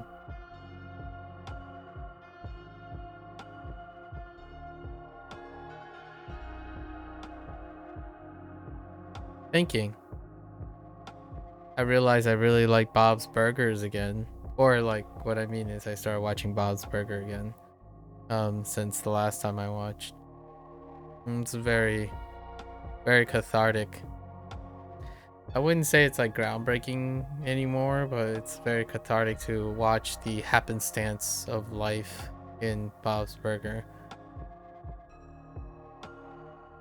The question is, are you looking for something that is interesting to me or interesting to you? Because most things in life is pretty interesting to me. So it's basically recapping what I've been doing. So I watched the season two of Wednesday, right? Wednesday released the second half of season 2. It was pretty entertaining. It still kind of reminds me of Sandman. I kind of prefer Sandman when it comes to like that type of thing, quirky things. I think Wednesday strikes me more as an Umbrella Academy vibe than a the brooding and even more like darker Sandman thing. And then Bob's Burger, I'm on season 14. Bob's Burger got renewed way back. It got resurrected, like brought back, and they released a movie then, and that was the last time I watched it, like 2 years ago. So then, since then, the show has continued. So it's in its 18th season, and recently I watched Rick and Morty. Like caught up with Rick and Morty, the most recent season. I'm going through a period where I'm looking at social commentary cartoons, right? Um, and the staples that I typically go to is probably at this point, it's Rick and Morty and Bob's Burger. They're very two distinctively different takes on social commentary at the moment. I watched Humans. Humans was very interesting. It got canceled, and it very much shows that it got canceled. But I think it feels like a Firefly moment. UK produced show, and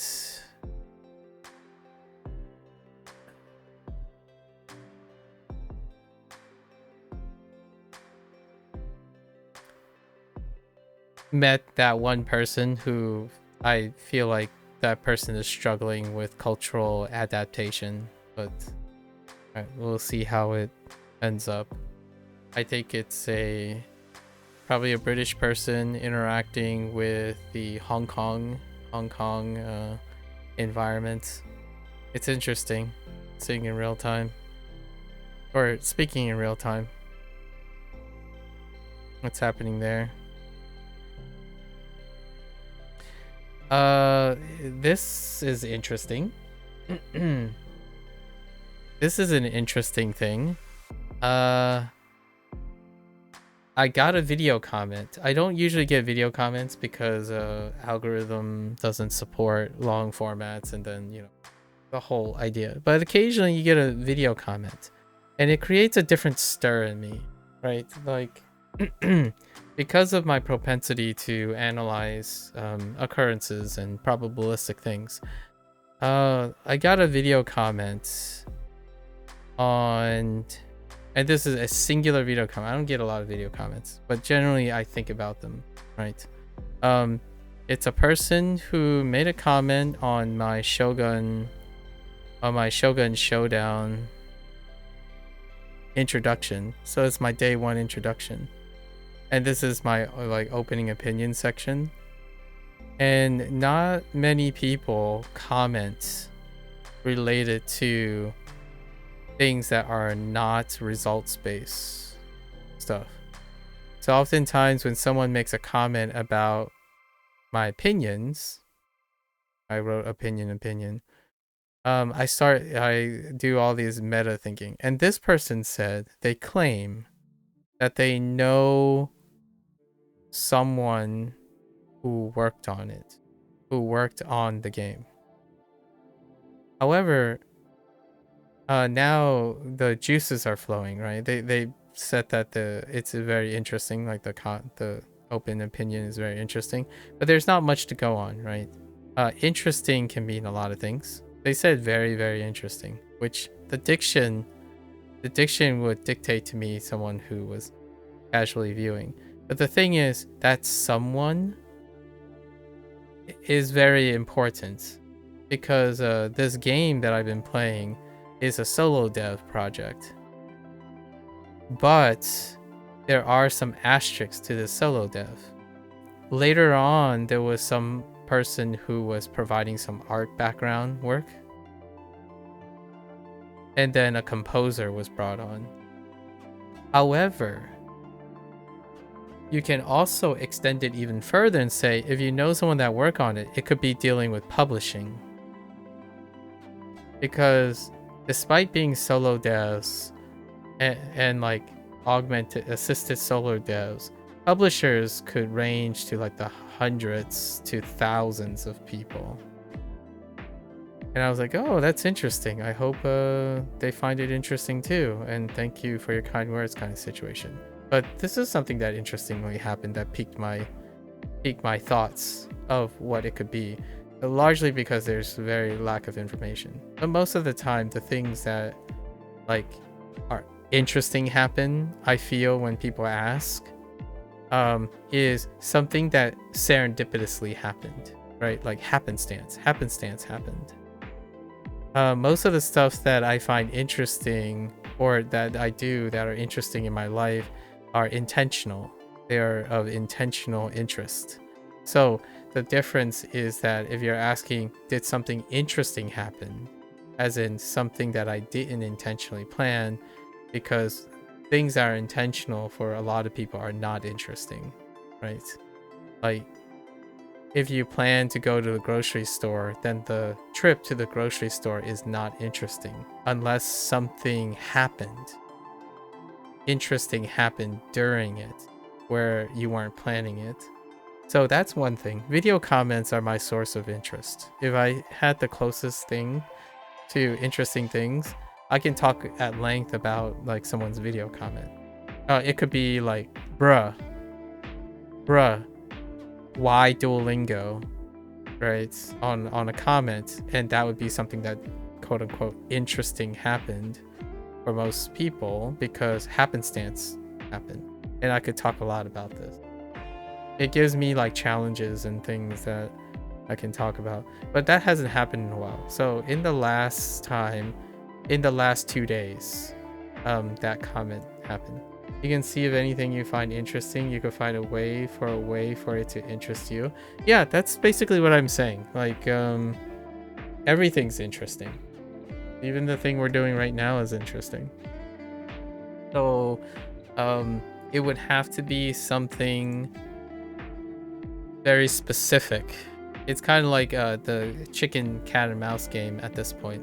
So I could describe my schedule and something would be interesting. If it's someone like, because I don't do things that are not interesting. Like, what I mean is I try not to give time and agency to doing things that I'm not interested in or that I don't find interesting. I think a good amount of people only find interest in their destination. So what I do every day is interesting to me. Otherwise I wouldn't be doing it. And you might be thinking, well, what if you had to work? I will have to find work interesting. Otherwise I won't be doing a great job at the work I'm doing. And yes, it's so much harder than it sounds to a lot of people, but generally speaking, like you said, you can see if anything you find interesting, you can find a way for it to be to interest you. I typically find that's the way to go about it. So the most interesting thing that I have no control over, or I don't have a lot of control over, foreseeably, is probably video comments. But that's the only video comment so far. I'm kind of curious if the person knows the dev. The last like 5 times I've played an indie game, I had a chance to talk to the dev, or the dev group, or a member of the dev team. So it's not unheard of to converse with them, because whenever I play those solo dev games or those particular games, I would be the only one doing it at the moment. And it's kind of fun to see an opportunity to talk to them, right? Obviously, I'm not loaded and have like compensation or anything where I could like travel and meet them somewhere, like at a panel or something. Which, by the way, something interesting is happening soon. Tokyo Game Show is happening soon.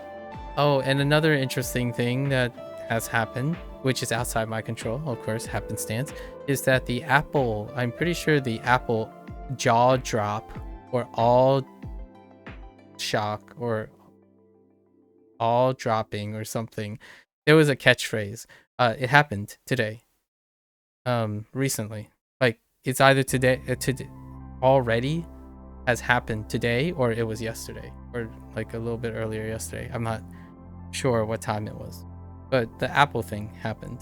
So I haven't looked into commentaries about the Apple or people's hot takes and coverage about the Apple stuff. I am in the market to renew my my phone device, and of course, unlike what might people respect.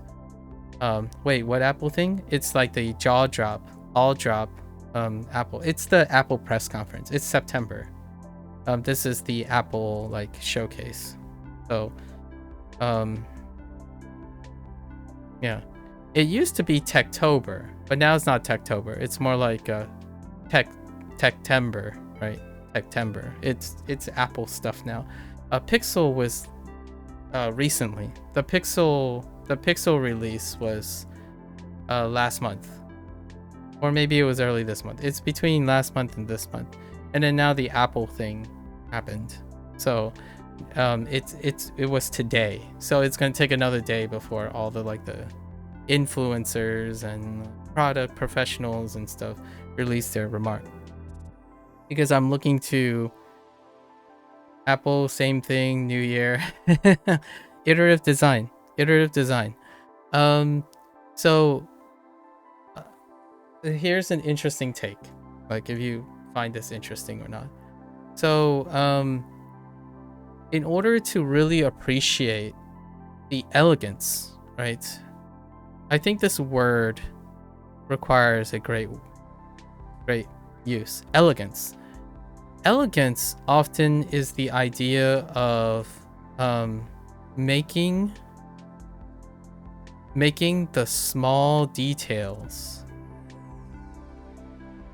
in simplicity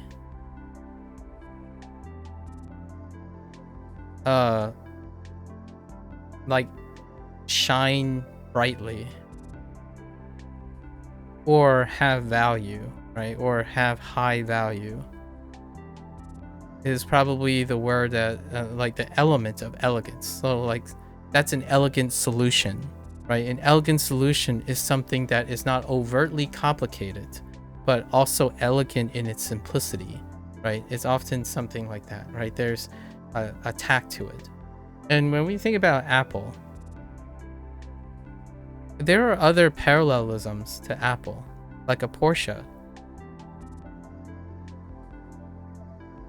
right? So the idea is that when you occupy a high influence position, when you apply a high influence position, right? And this position of influence requires consistency, right? This is what we talk about when we talk about pop culture or like popular things, right? Popular things. What happens in business, in my opinion, business and consumers, like this is a universal thing, is that when you're in a position like that, you are only able, like it is only consistently a win-win, like win-win situation, or more consistently a win-win situation when it's about small changes. Because any change is a big deal. The bigger as influence goes up, the size of the change, the impact that requires in the size of the change goes down. So the small changes are the big changes. The influence is disproportional. There's an inverse relationship. Big changes create often poor reception and dissonance. And when this consistent, it has to have both consistent high position influence, right? That's catering to understanding of the human condition once again, which is that when you follow something for a very long time and they've been providing a consistent result, then any abrupt like paradigm shift is both bad for business or considerably risky for business as well as consumer sentiments. And that's kind of playing to human condition, right? Meanwhile, there are brands that don't do that. And then now we have, so here's the thing, this year, yeah, like the switch to USB-C, yeah. The switch to USB-C. Despite, you know, again, this is, we're not talking about objectivity. Despite objectives, we're talking about sentiments. Sentiments drive markets, right? Especially at the higher, and sentiments is not objective.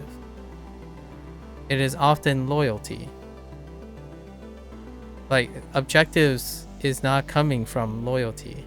So, for me, I'm in the market for a new phone, right? But when you're looking for a new phone, it's difficult if I've used the Pixel for a very long time. When would be a transition to considering the iPhone, right? For me, I have separated myself from the consistent results for so long now, 3 years plus, that I can entertain the idea of adopting either platform.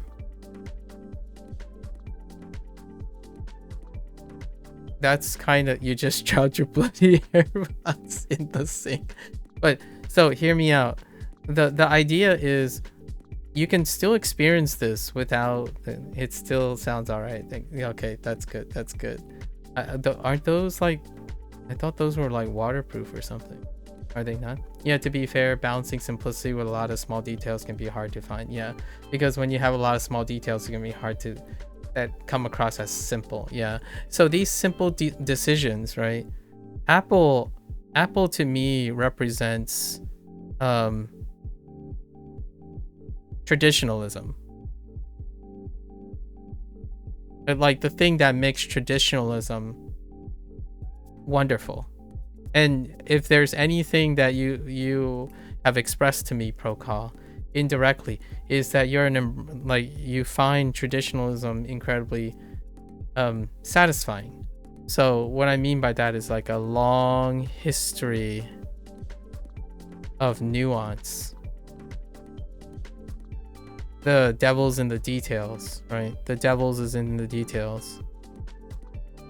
And in order to have a long history, there has to be a lot of elegant standardization and foundation. So Apple has become this place of standardization, right?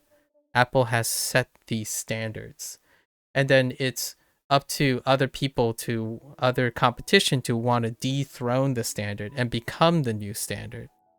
And when they find their standard, then it's Apple's turn to iterate on it, right? Right? That's the idea. So to me, I like watching the Apple press conferences and whatnot, because they represent what happens when you become standardized. And now you're refining, you're always refining. Slight iterations and refining.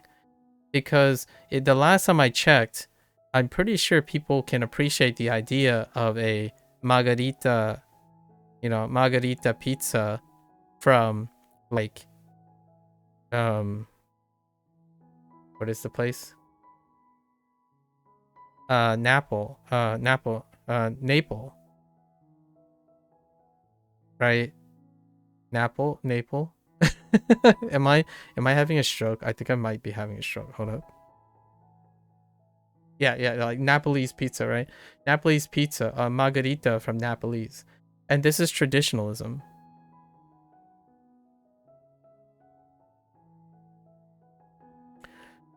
What? Just out of curiosity, do you always try to say foreign words in that accent? No. I just say whatever feels comfortable.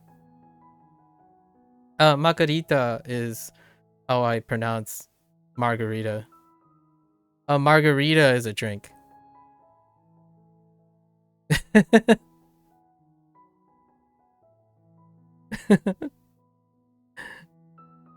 A margarita is a drink.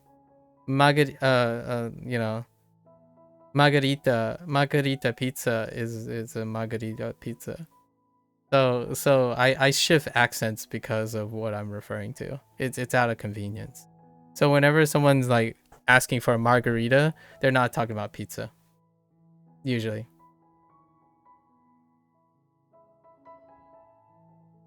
Oh, and you know a margarita? Oh, I actually call people by margarita. Like when someone's name is it's different from Margaret. And I don't really know how to spell Margaret.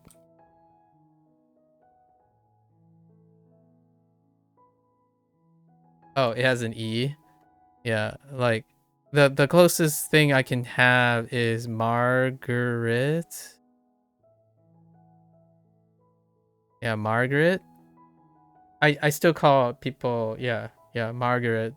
That's the closest I can have to Margarita. Margarita is I'm not saying it like an Italian would. I'm not even sure what an Italian town sounds like. I'm saying Margarita because of Spanish. And I don't know if that's how Spanish people pronounce this, but I'm using a Spanish read. Like it sounds better. It comes off the tongue better when I say Margarita.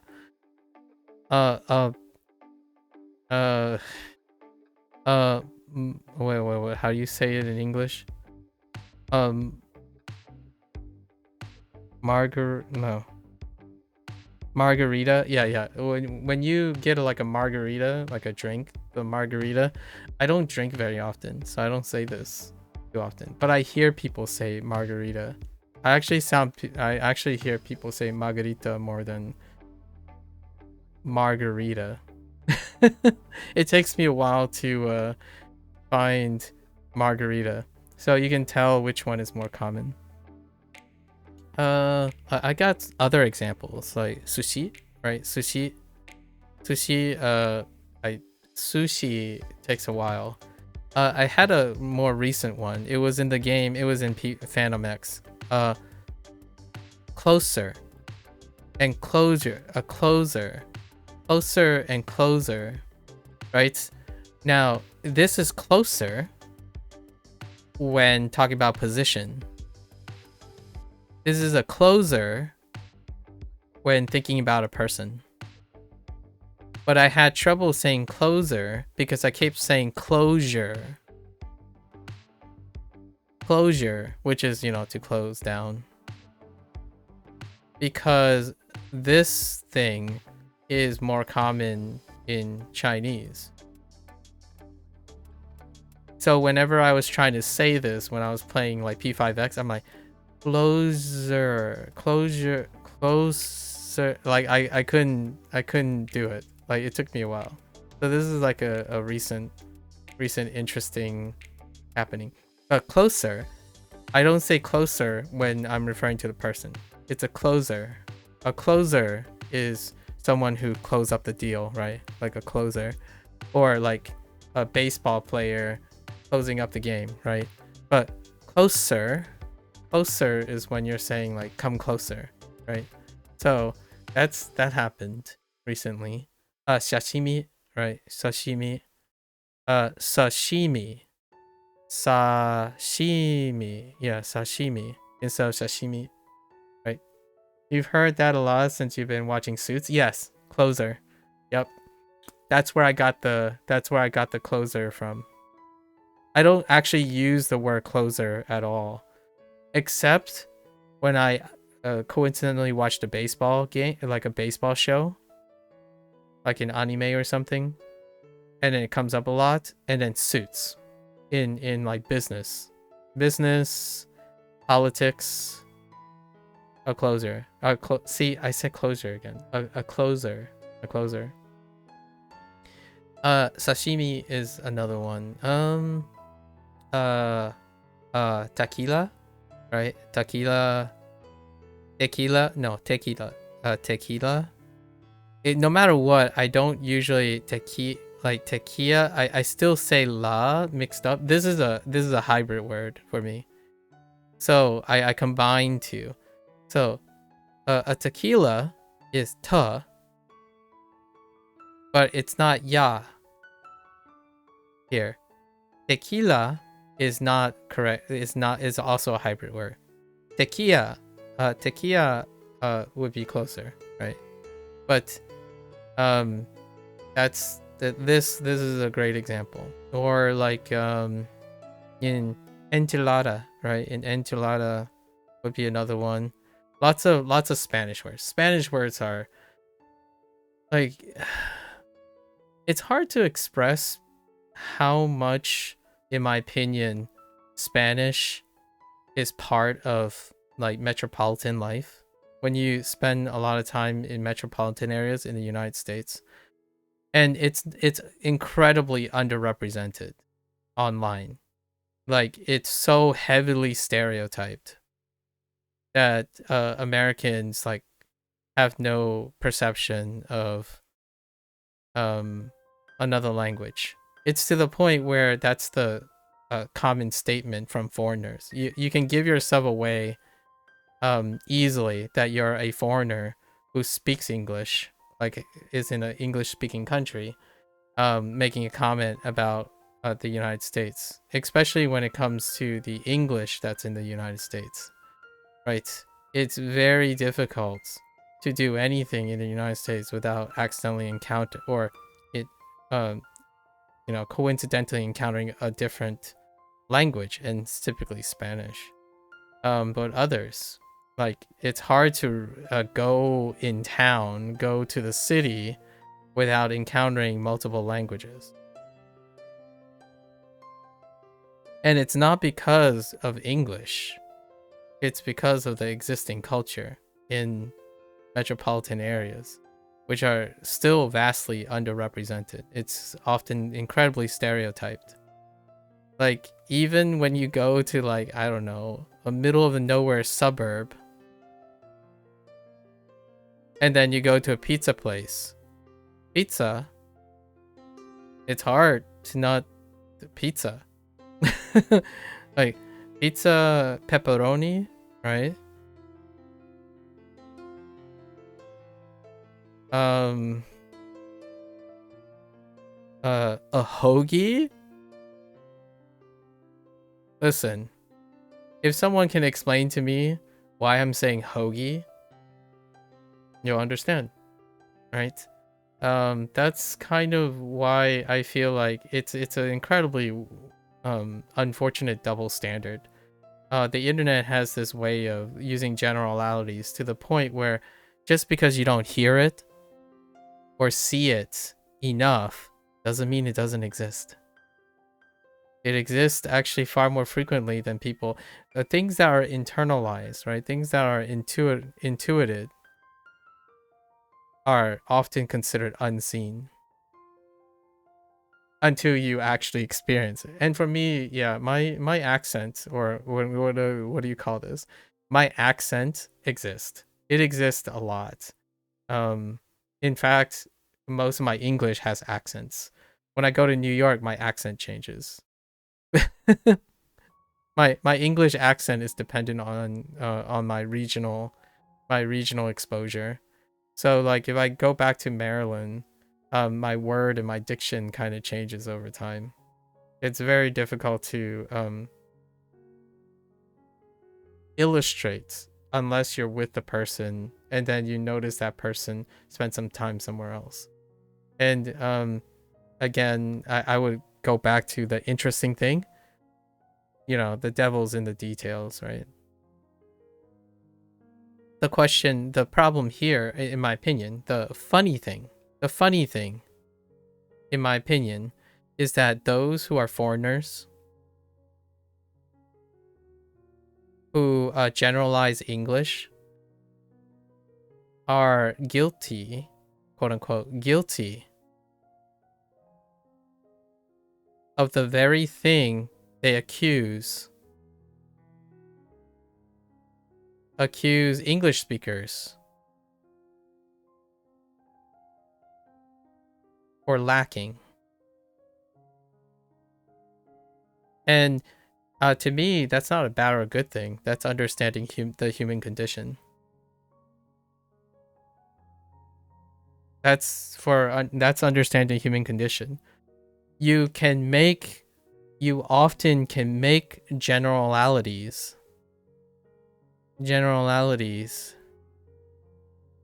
and like generalizations because you don't know enough. It's often due to the lack of less air and less like knowledge and less wisdom. The generalities and generalizations help one simplify things, provide clarity. Oftentimes, though, what it doesn't do, and it's on the onus of the user, is how these generalities and generalizations are used. And oftentimes, when it comes to foreigner perspective or the outgroup,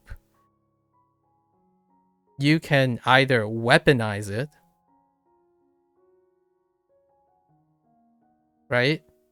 Weaponize it, or you can, one of the two main outlets for the internet is you either weaponize it or you use it for humor.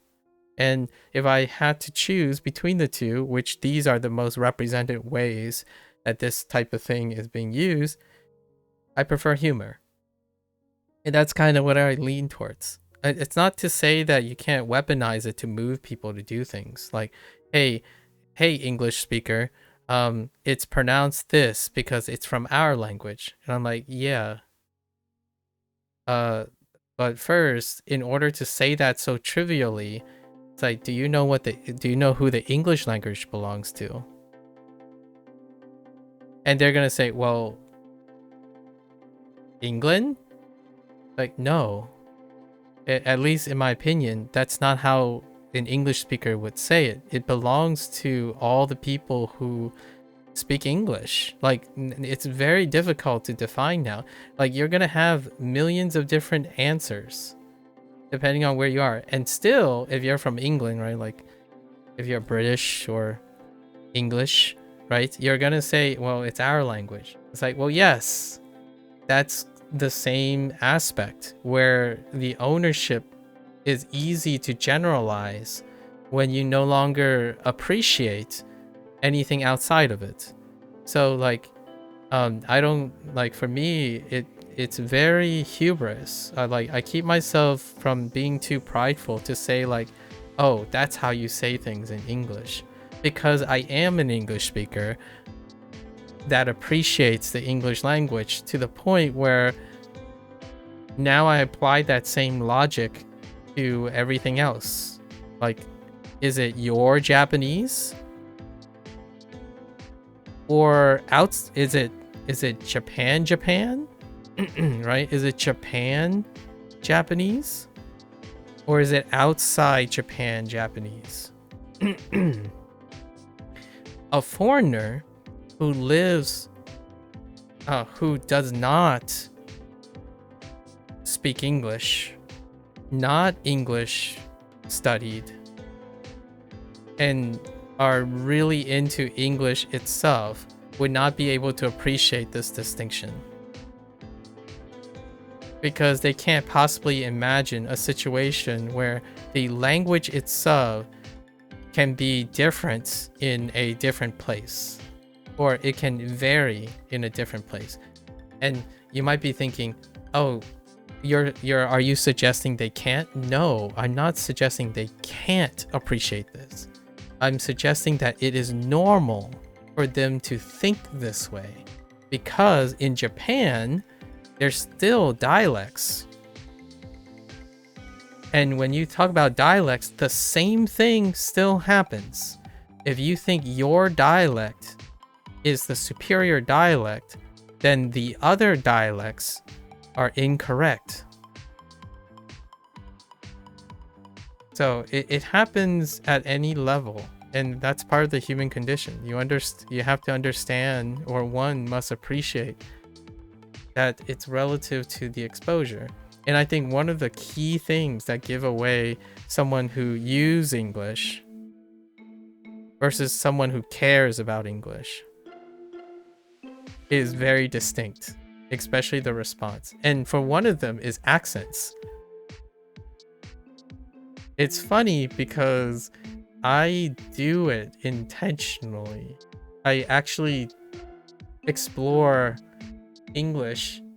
By the way, the reason why I say Margarita is because that's how one of my old mentors, she's Italian. So we talk whenever I heard her speak. A lot of her English has a accent shift, and we're not talking about like Mario. No, like we're not talking about Mario. Like, it's a me, a Mario. No, she doesn't sound anything like that, actually. It's like it's a refined English with some tone shifts in her accent. So she speaks like a in-between thing, and it's a lot subtler, and that deals with the whole English thing. And which, by the way, next to her is someone who is French. So I got very used to hearing the French accent as well. However, this person doesn't speak French in the manner that is generalizing English, because then we all speak English and all three of us sound very different in English. Actually, I spent most of my time around people who don't sound like me. It's interesting. In high school, I'm the one that sounds weird. I sound weird, right? I sound a bit different. And then in college, it was the same. I'm the one that sounds a bit different. But the moment I hit like graduate school, or like at post college, I spent most of my life in the city. And in the city, you're more like, what is normal? You no longer process the idea that there is a normal. Now, the reason why this is important is because this is a hot take, I still think this is different in the United States, or maybe even to an English-speaking country, than other countries. Like if you go to Tokyo, you're probably still navigating possibly different dialects of Japanese, but they're homegrown. They're Japanese. When you go to a metropolitan area in the United States, you're wondering where the heck did they come from. and you don't see it as abnormal. You see it as the normal occurrence. The normal occurrence is that people are individuals because they have to, that is the way they are, like that's how the situations are, right? So when you hear someone have an accent, you're like, oh, that's really cool, and at least to me. And then there's a time where I adopt a lot of them. I adopt a lot of the way they speak, and some words don't come out very well, like formidable. One of the earliest examples of this was middle school. Wait, sorry, this is ninth grade, not middle school, high school. Formidable. I classically say formidable. It's kind of like development, which I shared earlier, development, but I say development. Development. But formidable, it's formidable, American accent. And formidable, I don't even know where that comes from. Maybe it's British, I have no idea. But I say formidable instead of formidable. And I say development instead of development. Development is outside. It's the greater British Empire situation for development. I don't know if development is something in England, so I'm not sure about England. But the greater British Empire, like former British Empire, development is more than development. Right. So I say these common words back and forth quite a lot. No, I do not say garage. But I do say visage instead of visage. Sometimes I say visage instead of visage. They're the same word. They're just pronounced differently. Right? I think this is what happens when you are an English speaker that still cares about English speaking culture. Like, still wants to expand English understanding. I think, to me, most people find that it's kind of like Apple. I'm not saying Apple is English, but Apple English can change very subtly all over the place. However, the vast majority of people only use it because they have to.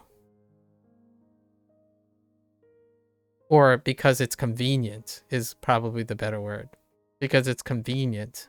It doesn't need to be explained. Like you don't care about the bells and whistles of the subtle English differences. You know that the principal purpose of English is to use it as a common language. So they no longer find these things interesting. Like, do you say visage? Here's another one. I when I play video games, this occurs quite often. Oh no, what is it? It's something like dealing with shields. Oh, or like respite. Respite and respite. In video games, respite and respite is very, very common. I say respite most of the time. Like, for example, like the game Darkest Dungeon. The Darkest Dungeon, like dark fantasy, has a lot of these words. Like respite and respite. And then we have funny things. Like whenever you hear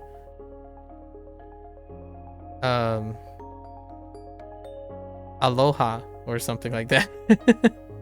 That's the only example I got off my top of my head. Or mate.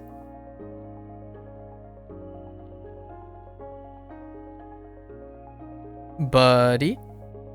Buddy. I can talk about English all day long because it bridges cultural lines. I think one of the privileges, in my opinion, one of the privileges of being an English speaker is its position as a common language. So everyone and anyone who's interested in English can contribute in opinion. They can discuss an opinion for English. That is something not felt. Like, no matter how long I study Japanese and Chinese for the moment, when it comes to, if you want to really compare apples and oranges, right? English is far more dynamic in their discussions because of the position it is. It is happenstance. It is true. The reality is that English is the one that people will have opinions about because they all foster their own opinions of the usage case of English. So it's incredibly telling the level of understanding varies, right? The range is gigantic in English comprehension, not because it's ascribed to a specific country. It's because there are countries using the language. And that's in it way more like it's in the opposite direction when you start talking about Japanese and Chinese. And even then, Chinese has that, you know, like to a great extent. It's the attempt to applify, right? You got to control it. You got to make it change less so it's more consistent, right? And then therefore that's what I mean by like not English. English is kind of more of a pixel than it is in Apple. I think hence why China and Japan are far more resilient to the, I think, the Apple nature than it is to the Pixel. Although, with that said, going back to the original topic, the Pixel, this year's Pixel, I think Google found their trademark or like whatever that works for them. So this current Pixel, the Pixel 10, it didn't change very much. Like superficially, didn't change very much because the idea is when you have something that works, you iterate and refine on it. So it's interesting. You know, it goes, and we're talking about, I don't think English will stay the same, right? Much like Japanese is not going to stay the same or will not stay the same, right? That's the same for Japan or for Japanese. And what I mean by not stay the same, I don't mean like, I'm talking about the English position is not going to stay the same. The things that influence English and whatnot, it may change in the future.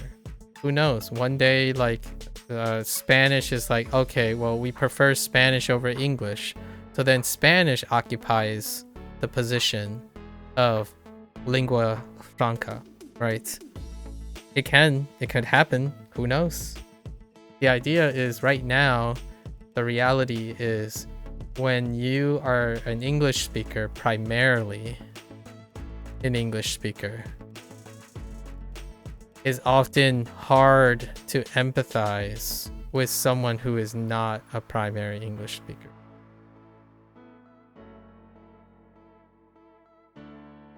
And it's tough. And the reason why I've been thinking about this is because I've been having a conversation with someone recently, the last week, where this is the dissonance. It's one of the dissonance that are happening. You're trying to meet in the middle ground, where some people who prefer to speak English versus people who prefer not to, despite everyone being competent in English, right? Like, it's gonna be more laborious to say 吃饭, right? 吃饭 versus, I don't know, eat, chow, chow down, eat rice. I don't know. There's the idea is that it's this is very interesting to me. Like this, the relationship between this. Not this is interesting to me or this is interesting to me. And I think a lot of it deals with growing up in, like, personally, I think a lot of it deals with growing up in the United States to Chinese parents. It's very, and I could be making a big deal because I could be making a big deal of a minority thing. Because I am a minority, right? I am part of the minority.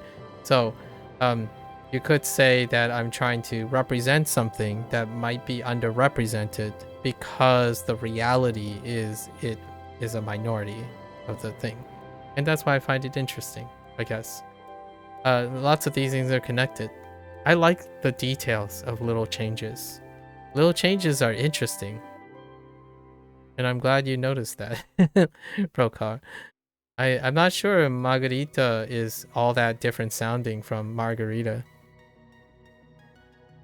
And I transition between accents and languages all the time because I don't find it abnormal.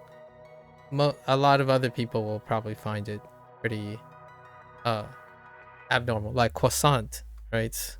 When was the last time you wanted to say croissant?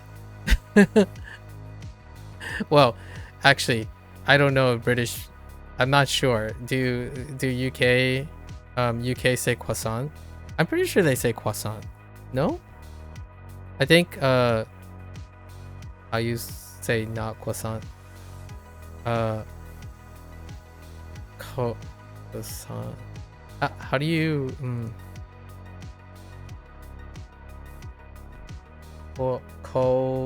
croissant? No, croissant. Croissant? Oh no, I don't even know how to say it anymore. Croissant? No.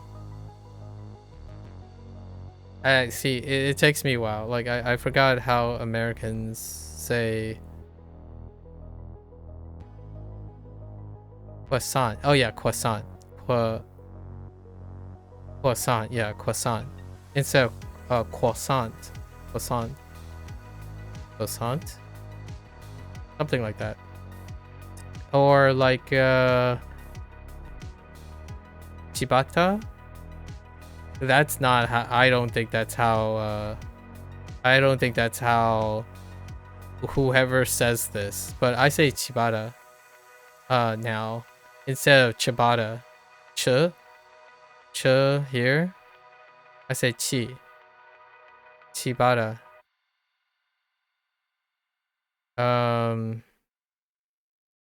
Tamales, like le at the end of things, like chipotle, right? Chipotle, as opposed to chipotle. I'm kidding. I don't think people say chipotle. They might say it ironically, or like, yeah, they might say deliberately ironically, but chipotle, right? Chipotle. I think I have more Spanish examples than anything. Like tacos. Tacos instead of tacos. Tacos and tacos. Tacos and tacos are two different things. Ah. Da. Tacos. Tacos. Tacos. Two different T's. And it's more like taco instead of tacos. So tacos. Two extra tacos. Or it might actually be even tacos. Right? Taco. Tako is 1-1. Tako. And it's tako, not taco. Taco and taco.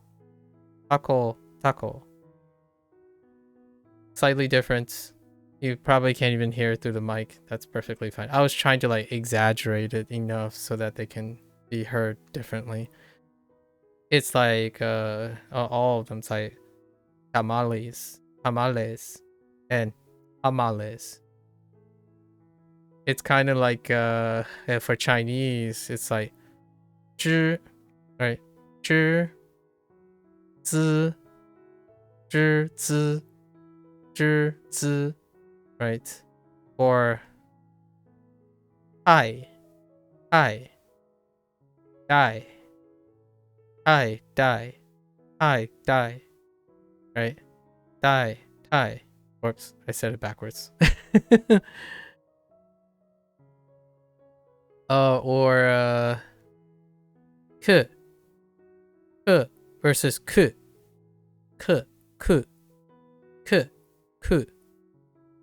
These they can be different too, and that's probably gonna make my Japanese sound weird. Right? I hear it a lot of times. Like it's good. Scooter versus scooter. Scooter. Two different things. And I think it's closer to scooter. Right? Scooter. Funny times. Sorry. All right. I'm done. Let's we're close to our we're close to end our lesson. Let's see. Hair. I worked on this, right? Hair. Words. Hat. Oh, right. I got stuck on this yesterday. 枕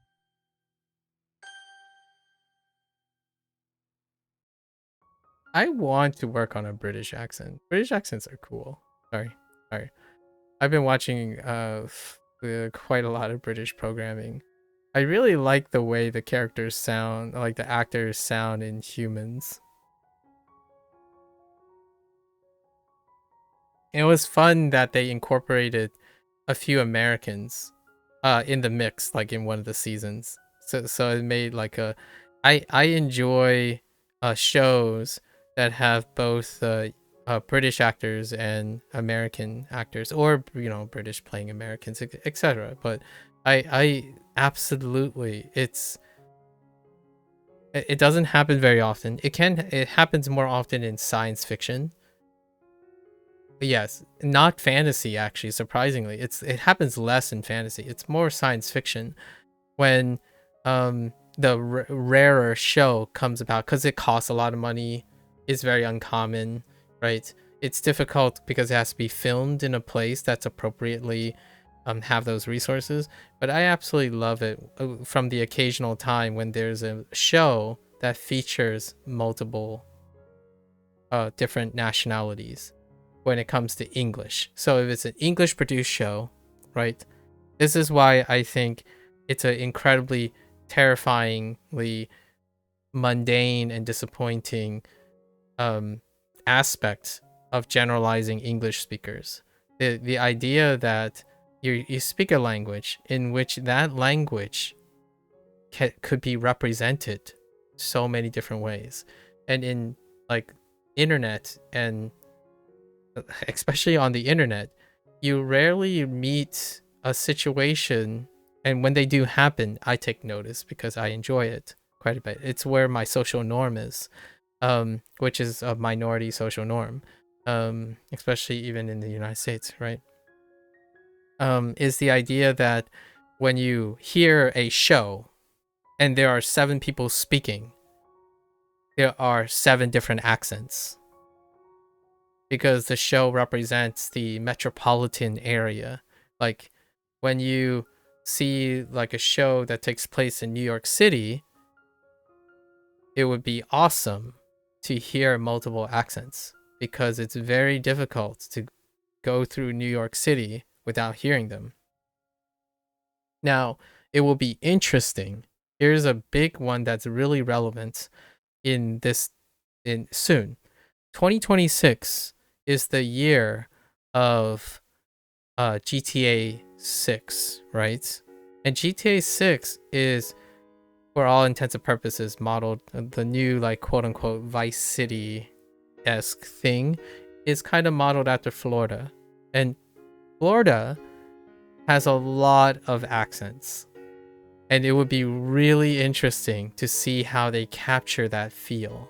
That's why I still feel, while Like a Dragon games in my opinion, Like a Dragon games is an incredible breath of fresh air, because even when they had their only Japan only arcs, they have Chinese, Korean, they mention those things because they exist, and then it's in there, right? But I don't understand Japanese well enough to know what the accents are. I can see the gross changes, the frequency changes, and like the pitch changes between someone who's is a Japanese actor trying to speak with an accent. I can sort of pick that up, like slightly. Like it's only clear to me when it's a Chinese actor speaking Japanese. Because I have a much better ear training for that direction. But the idea is, in English, the moment you say, okay, so what would the English dub sound like, you probably already have an idea. Like, what does a Chinese person, how are they gonna make you be like, oh yeah, clearly this character is Chinese. Like, oh yeah, okay, that character. Despite dubbing over Japanese written game or something, but they didn't do that. That's the tough part, because also we have to remember that there's logistics in this. You have to have people that want to do that and demonstrate that. So whenever that comes up and there's an opportunity, I don't feel disappointed because they didn't do it. I am elated and surprised and really happy when they do end up doing that. Like and I think maybe Sega can possibly do that. It's such a wonderful attention detail. Like, what I mean is, I still am not sure. I haven't played Infinite Wealth in Japanese yet. I've already played it in English and Chinese, and then right before the next Like a Dragon game comes out, I'm going to play Infinite Wealth in Japanese. I'm genuinely curious. I'm giving myself the most time possible to like listen to Japanese and whatnot and understand how my Japanese sound like.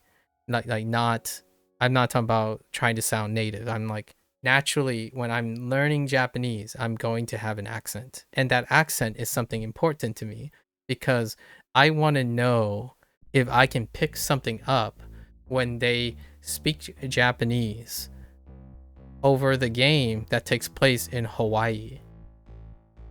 So like those things are beautiful. It's something that is cool. Like, did a game developer negotiate the idea that they love culture so much in their game that they did one extra? And for the record, I often expect that people don't care about this. As in, like, what I mean is, when I say they don't care, is like it's not their priority. Like, when you talk about the Western portrayal of Japan versus the spaghetti Western cowboys of the Hollywood films and stuff, when people think about them, they don't necessarily think, oh wow, that person sounds interesting. Like, do you know what a Native American accent sound like in English? By coincidence, I have a few examples, because over my life, by serendipitous coincidence, I've met a couple Native Americans, or multi-generational, but they still retained their accent from their tribe. So that stuff is super cool. And I recently watched Fargo, so like the second season of Fargo featured a very prominent a portrayal of Native Americans. I don't actually know what that's like. Like, I don't actually know how accurate that is. But the interesting thing is they were speaking English. So that's cool. I think that's one thing that makes English super divisive, almost mundane, and also not worth the effort for a lot of people. They believe that speaking English good enough is good enough.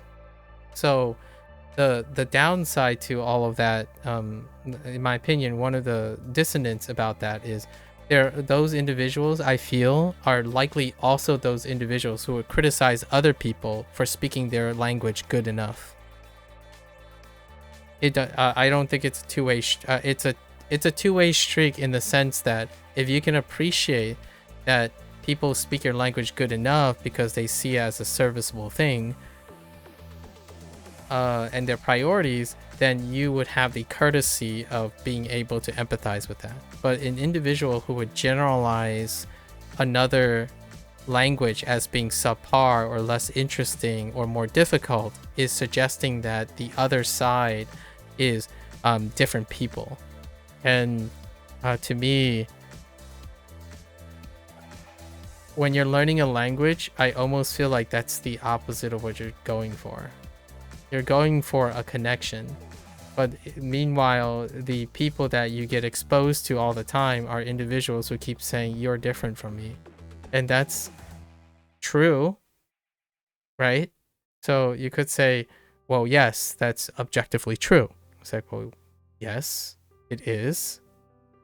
Now the question is, do you want it to be less true? As in, do you want people to speak your language? If you don't, then yeah, you can keep alienating them and pretending like they're different. Or not pretending, but stating that they're different and doing nothing about it. Or trying to, gatekeep your language. Unintentionally, obviously. And what I mean by that is they're not maliciously attacking other people for learning their language. They're gatekeeping unintentionally because they have a high standard of their language, because they care about their language.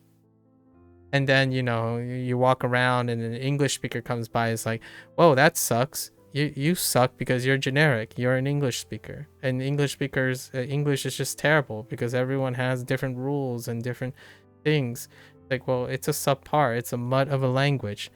How many times have you heard these statements, right? And then honestly, I actually, for lack of a better word, I pay less attention to that.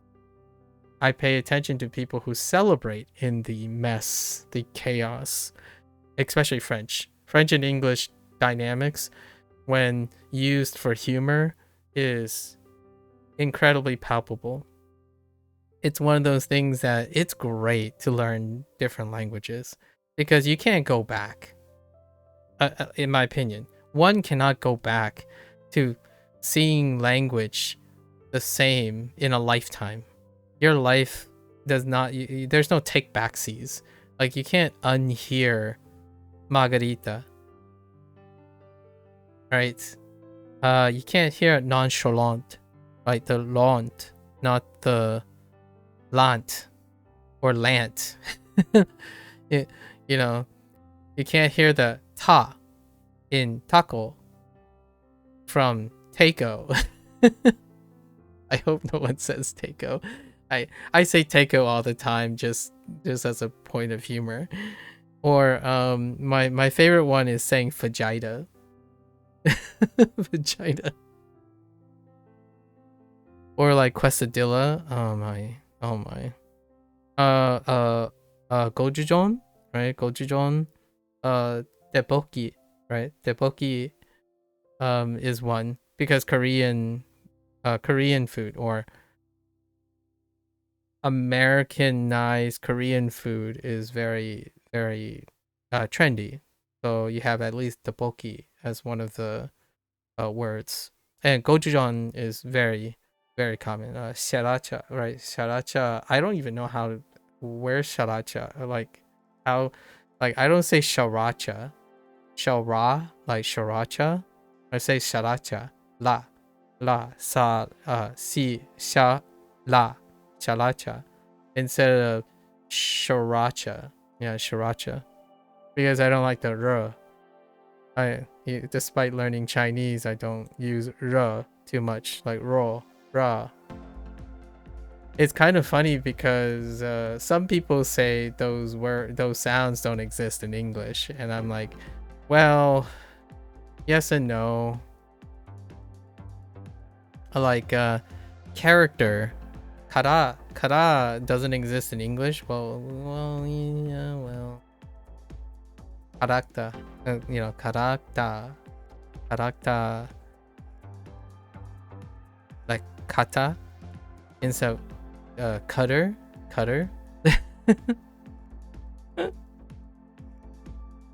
Anyways, thanks for asking. I don't know if you're still there, but most things are interesting. And I'm looking forward to seeing what Apple introduced today. To echo what you said, I'll probably find something interesting in it. The interesting thing is it's not my idea. I think any ideas outside myself is ever interesting. Now, people who have the same idea that I do, I want to know how they did it. That's how I find interest in it. Like, if someone comes up to me and say, oh, I learned Chinese the same way you did. I'm like, can you describe it to me? Because I want to know, how did you do it? Because the idea is, people say like, oh, I did the same thing you did. And I'm like, well, we don't know each other. So let's find out if we did do the same thing. Right? It would be a very dark day, or a very... I'm gonna spin a nightmare scenario. If I suddenly have dementia, or I succumb to a brain injury or something that erases a lot of my memory, I could see a time when I would try to generalize what someone is doing and say things like, oh yeah, I did exactly what you did, without ever witnessing it. Because the idea and the the probability of that happening would have to happen in a closed system in which that person cannot either think a different way or make different decisions. That's in the only way possible that I would ever generalize not only a group of people, a culture, a country. I couldn't even do it to one person, where you would come up and say, oh yeah, we're the same. I'm like, we're basically the same person. Like, no, that's absurd. That's absolutely absurd. And I use it for humor because it's absurd to assume that. You come up and it's like, oh yeah, you Americans, you're all the same, right? Like, that's absolutely absurd. But in humor, it's hilarious. It's funny because, in my opinion, those who understand that know how to make it funny. Like, here's my bit for if I had to like do a comedy act. One of my punchlines would be something like, you know, I'm online a lot. I'm a streamer, right? And lots of people talk about how crappy Americans are, like how like generic Americans are, and they always have this idea of what American is. So then I would flash someone like Exhibit A. It would be some really heavily, highly influenced Twitch streamer, right? Who everyone recognizes, and then it would be someone who's like clearly white American, multi-generation. I won't name drop anything, but maybe it starts with a S and ends with a round, right? And then in B, I would choose someone who's maybe darker skin, maybe someone who starts with a L and it ends with a Rick, right?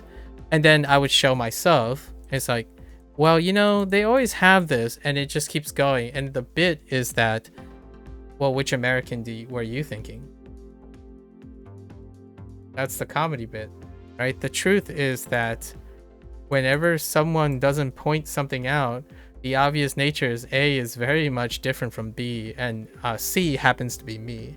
So when someone goes and say like, oh yeah, do I get that? I still get that. The moment they hear me, and then the thing that lines up everything to generalize is we sound similar. And how do we sound similar? I can tell you now, Shroud's English is not the same as Lyric's English, and it's not the same as my English. Just for the record. Like, they sound similar because the person who's making that generalization is using English. Using English just enough to make generalizations, not enough to understand how we sound different. Right? So that would be the bit.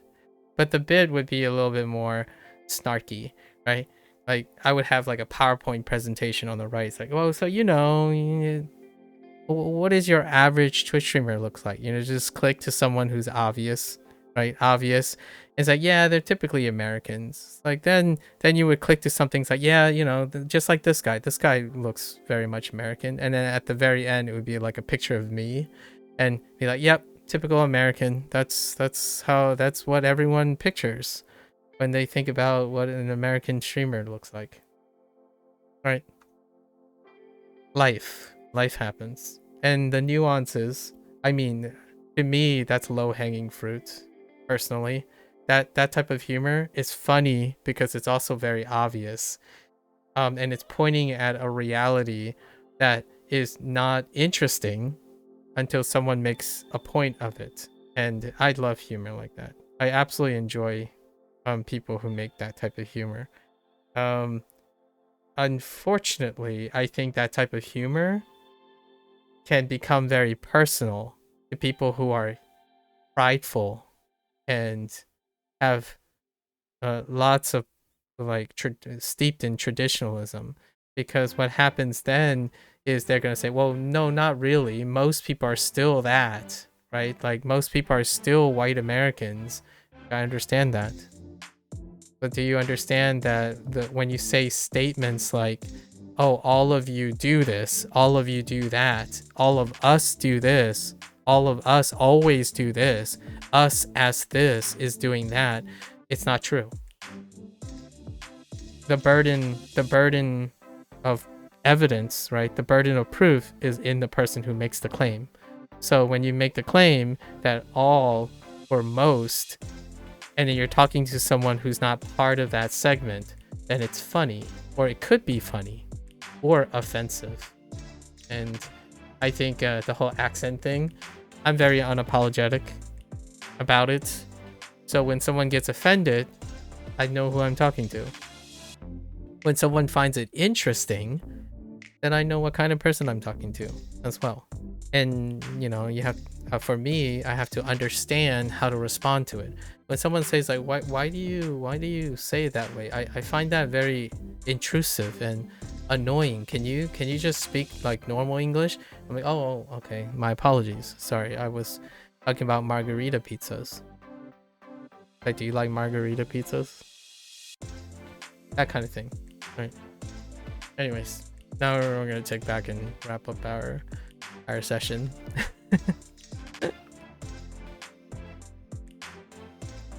I think it might not be fair to say this, but those who are privileged with knowledge and wisdom it's up to them to weaponize it. If they choose to weaponize it, I'm not a fan of individuals who weaponize it. I think it's a privilege for them to choose if they want to share, I guess, which I'm all for. I'm a proponent of sharing, or keep to themselves, right? Keep to themselves. The alternative is, yeah, most of the time it's often weaponizing it.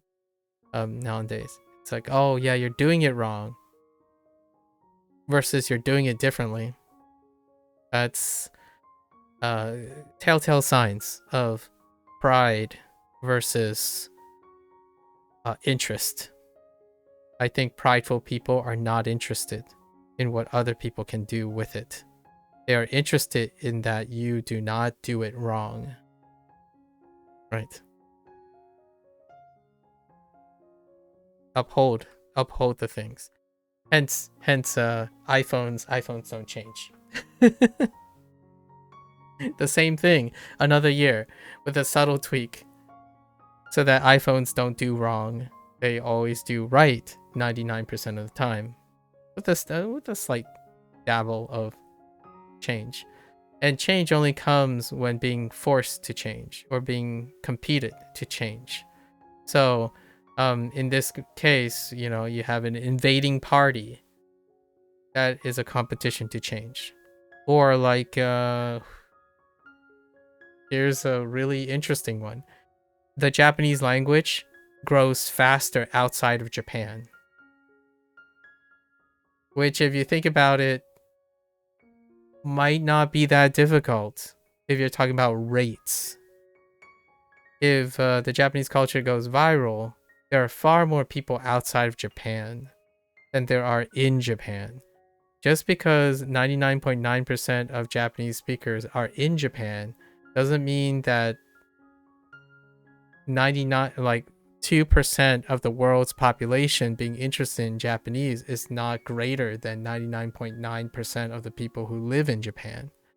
So that can be a interesting thing that can happen, where instead of reinforcing the idea that you can only learn proper Japanese in Japan, what happens when that is no longer the case?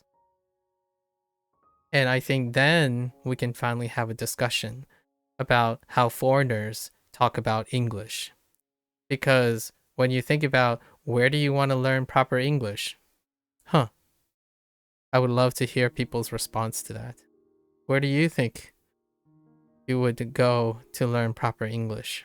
Where is your ideal place to learn proper English? And you might be thinking, well, obviously where you live. Like, yes, exactly my point. A foreigner who doesn't care about origins and fitting in and stuff, talking about culture and whatnot, would say, oh, well, we would go to the birthplace of English. You go to the United Kingdom. It's like, yeah, do you plan on staying there? Do you plan on living in the United Kingdom? That sounds very similar, right? It sounds like someone who's learning Japanese and thinking that Japan is the only place that Japanese can develop and foster. So if you learning Japanese, what is the first assumption or presumption you make about the person? They want to go to Japan and live there. I don't. I'm sorry to the displeasure of a lot of people. I liked the Japanese culture being part of all the other cultures. Like I like the interaction of different cultures. I like celebrating different cultures and appreciation, right? I don't want to become something I'm not. I am becoming something more than the separate parts, right? At least in my opinion. This is my personal take. I think other people know exactly what they want. They want to reject and remove themselves from the environment that they dislike, right? So they don't like their default culture, the culture that they're born into, and they want to embrace a new culture. That is perfectly fine.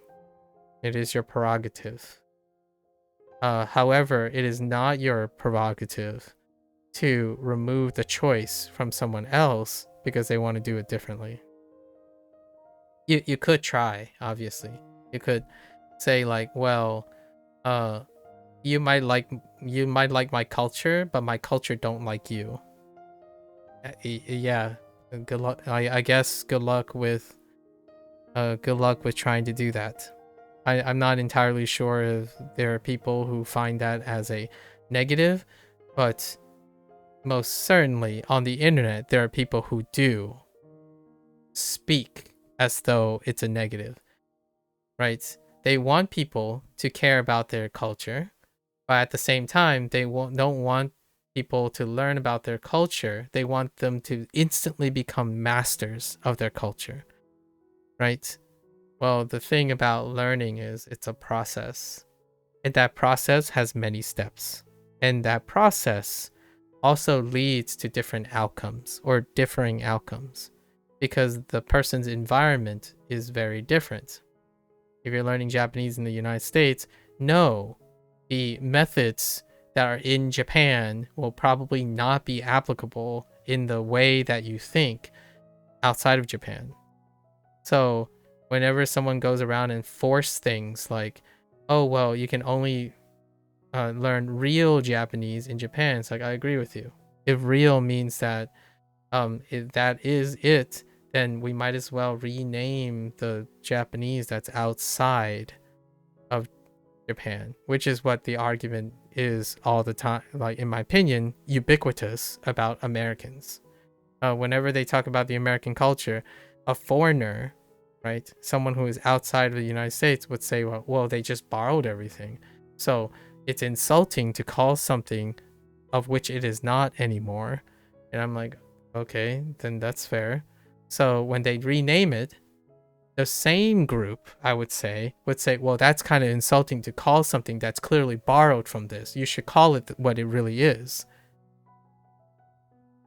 So it's one of those things like you can't win with someone who's narrow-minded and ethnocentric. Being inclusive, at least there's a level of tolerance.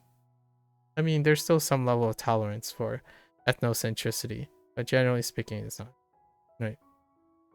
It's one of those things, oh, well, that's not that, and that's not that either. I'm upset that this thing exists, even though it does not affect me. But because I know it exists, now it affects me. Which goes back to the whole prehistoric life thing, right? It's a shame that... are you sure FOMO always sucks? Because oftentimes, at least on the internet, people think they have FOMO for things they don't want to know. Because there are things people don't want to know. And then there are things people want to know. And I think that's far more consistent with the human condition. FOMO doesn't always suck. It's often viewed in a manner in which that the stuff that does suck is not considered FOMO. Like, for example, do you think people experience FOMO for spending money on lottery tickets? Because the FOMO is coming from expecting to win the lottery. But the FOMO to win the lottery mean also buying the tickets and possibly not winning the lottery. That's something that's part of the FOMO. So when someone says, oh yeah, you're gonna regret it if you learn Japanese without going to Japan because Japan is the best way to learn Japanese, that's FOMO. That's using FOMO in the traditional internet sense to coerce someone, in my opinion, to gaslight someone into saying that they can only be satisfied with learning Japanese when they plan to live and breathe and assimilate the Japanese culture. Meanwhile, the FOMO, the person perpetuating the FOMO, is not taking into account and is not held accountable for all the other parts of that FOMO. Uprooting your life, having financial security, being treated like a foreigner until probably forever, uprooting your life and leaving your place of origin, right? All of those stuff is part of the FOMO. Do you miss that too? Do you think FOMO sucks with those things? To me, I think FOMO is a lot of times self-inflicted.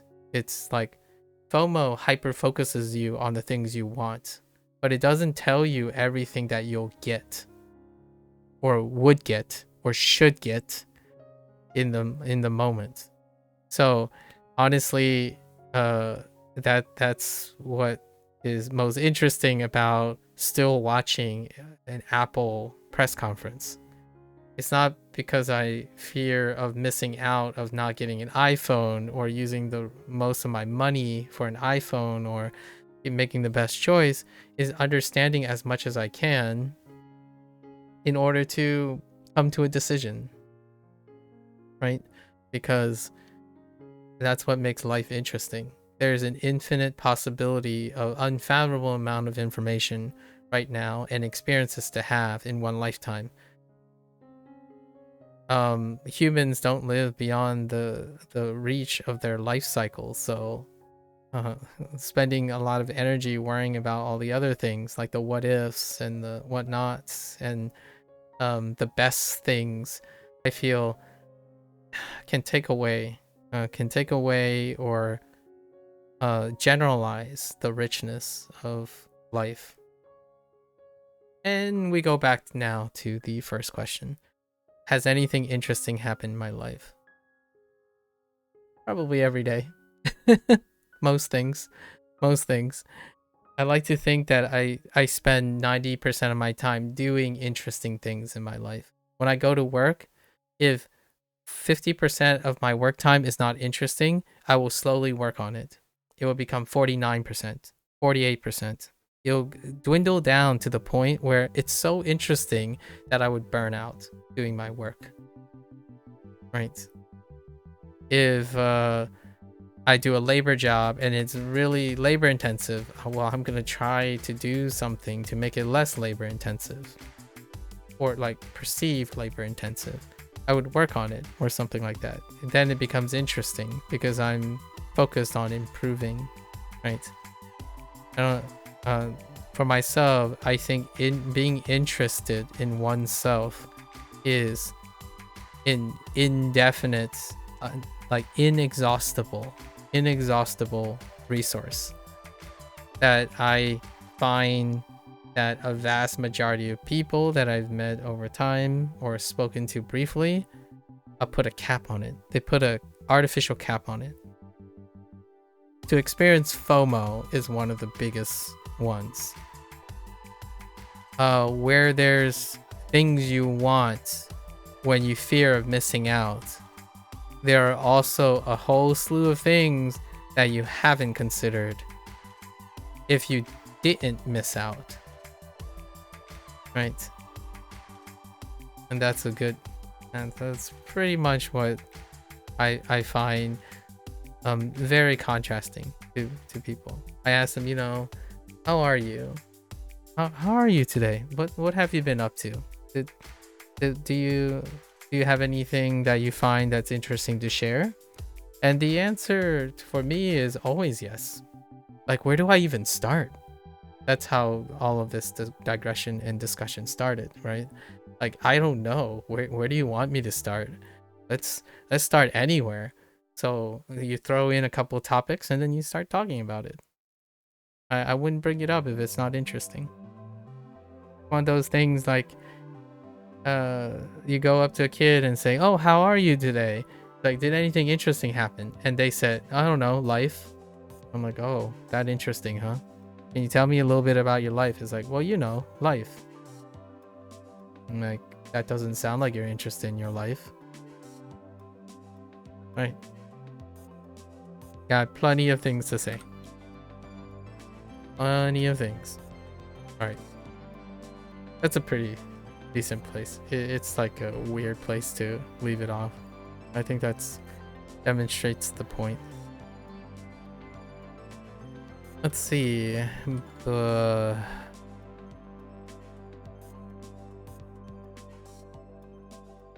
Hold.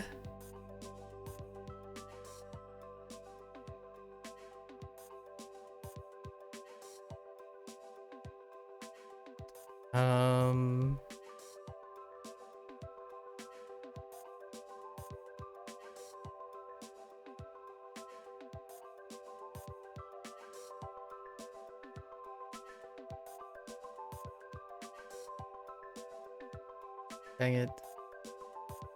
It's gone. The left character is gone. What do we have? Horns, bottle, and a measuring tool.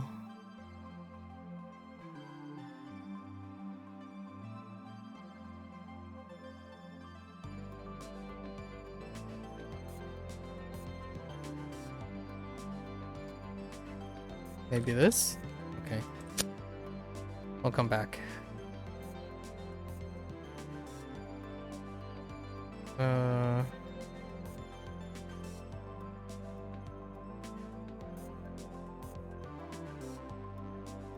编辑，编辑这本书花了很多时间。编辑 editing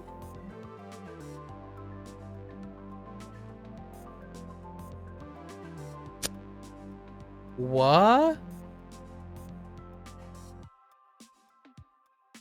oh wait oh 播客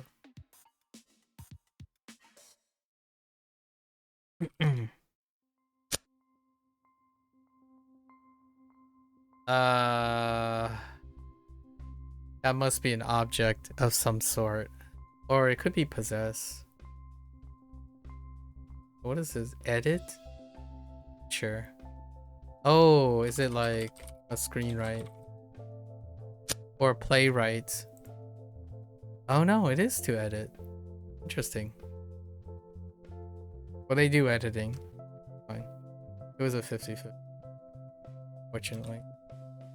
That didn't look like it was dealing with action, but I should have read the sentence. Whoops. Typo.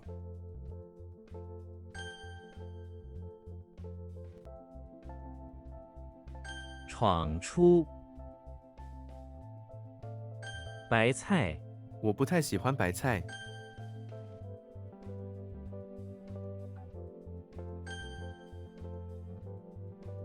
Oh, rip.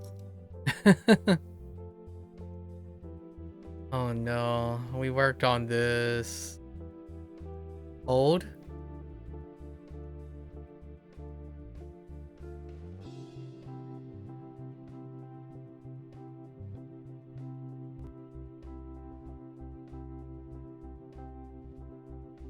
Really?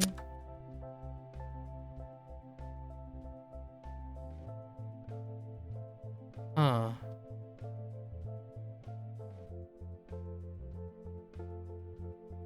Oh, whoops.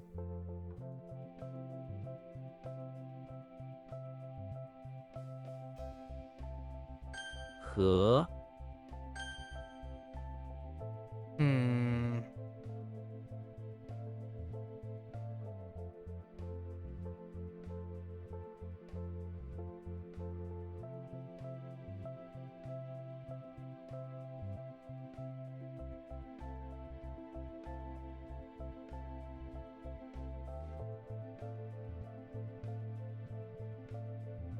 Is it like...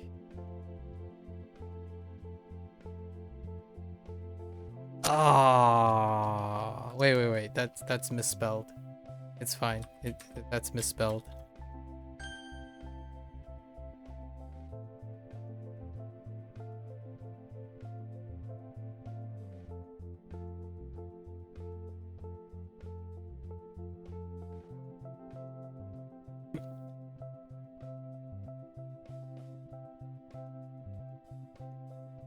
I know you.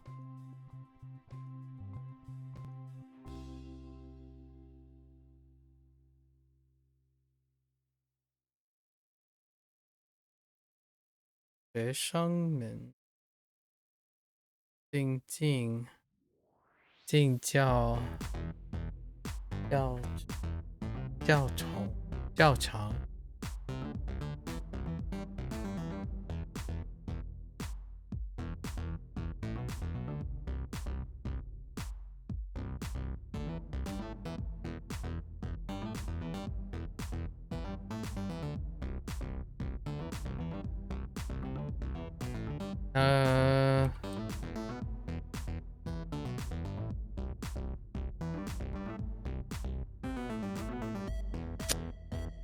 Wait, here's the left side. The left side is definitely Jing.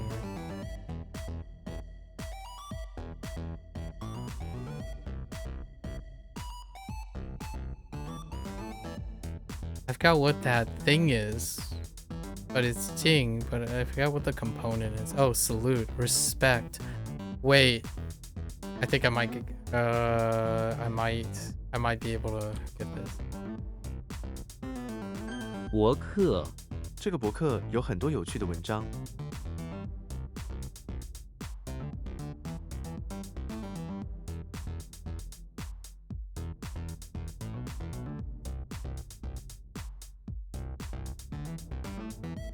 What the heck is a well-informed guess? 博客，这个博客有很多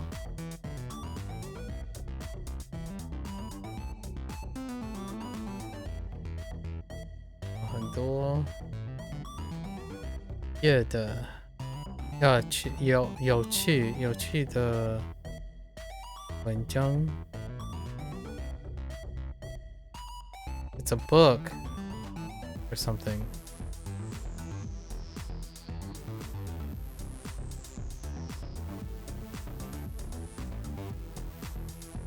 Like a guide? Ah. 段， Or a section. Section's fine. 搜救，他是搜救队的成员。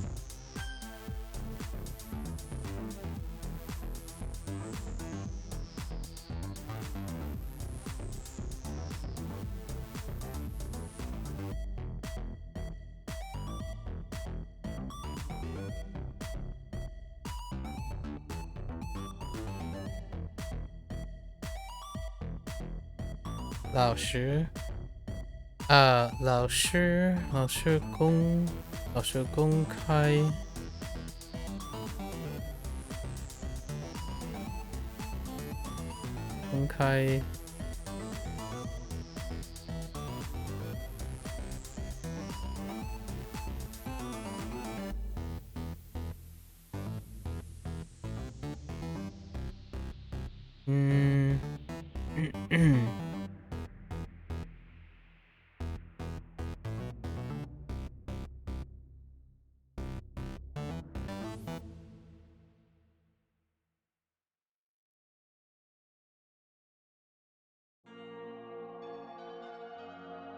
Oh, it's like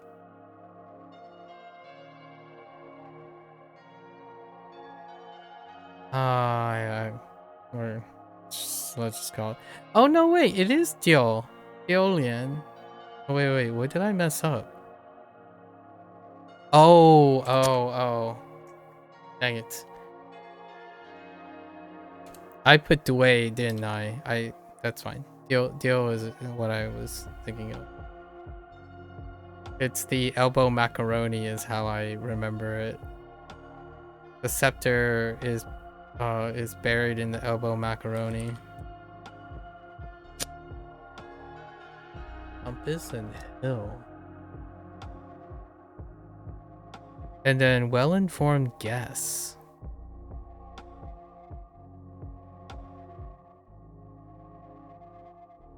It has like chapters or verses in it.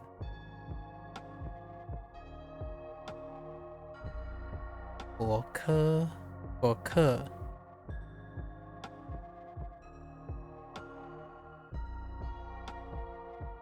don't know.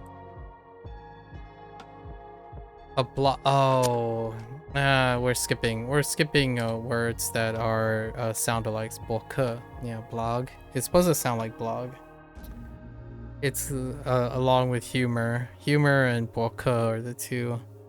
Tanka is not that bad, but Yomo, I think Yomo is humor, and then boke is can't do anything other than know what it sounds like. It's katakana all over again, right? Katakana. 所， Couldn't get it. It was close. I was thinking like it has to sound like something, but I couldn't figure it out. So then I relied on maybe the meaning is coincidental, which it wasn't.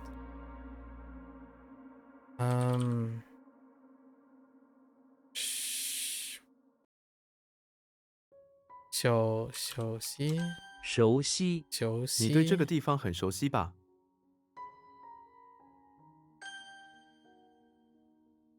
How is 熟 again? How is 熟 work? Oh, ripe. Ripe. Um.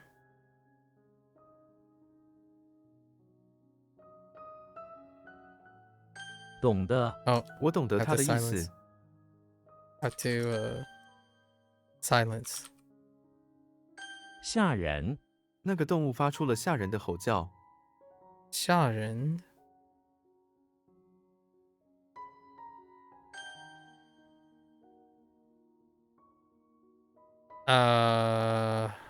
Oh, I'm gonna say, oh, it's not the dress thing. What is this? We have. What is that? Oh, wait. What? Oh, no, it's die, not guy. Die.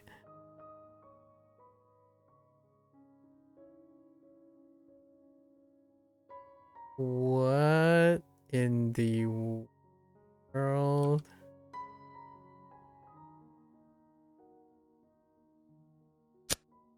I have to. Oh, it's deodorant. Oh, I'm never gonna. Like, we don't use deodorant very often. We'll see if deodorant comes. Not never, but I'm gonna sell them later. We're past the deodorant. Deodorant's not great. "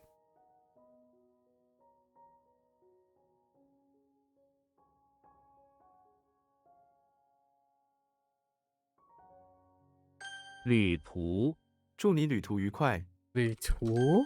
Oh, journey. Travels. Okay.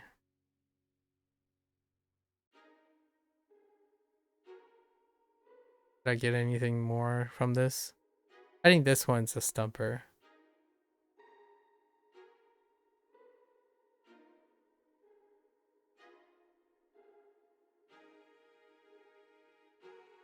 It's not yo, right? Because it has poodle in it. I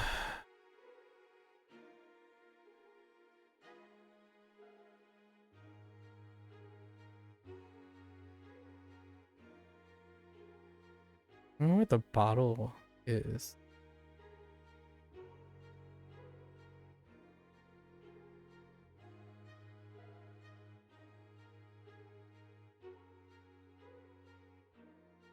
No, and it's Jing. Something Jing. Oh, wait, I knew it was respect. I knew it was respect. Yeah, it's fine. It's fine. I told myself I knew it was respect, so it had to be only one thing. Dang it. Dang it. Dang it. Okay, that kind of, I'm disappointed. When it came back around, I forgot about the respect part.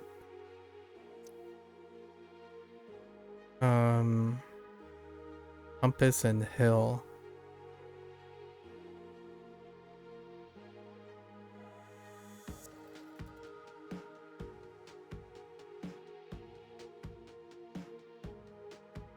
But this was. Oh. 房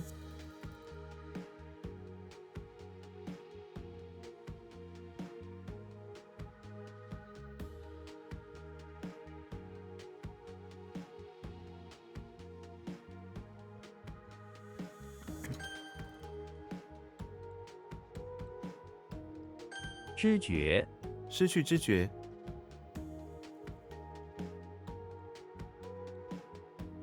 What? Consciousness? Knowledge? What's going on here?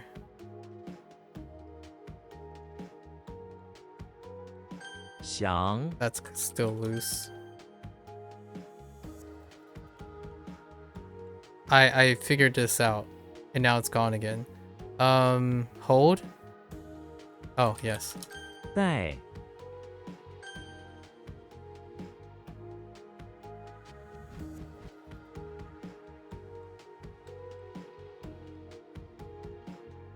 How does this work again? Well informed. Oh.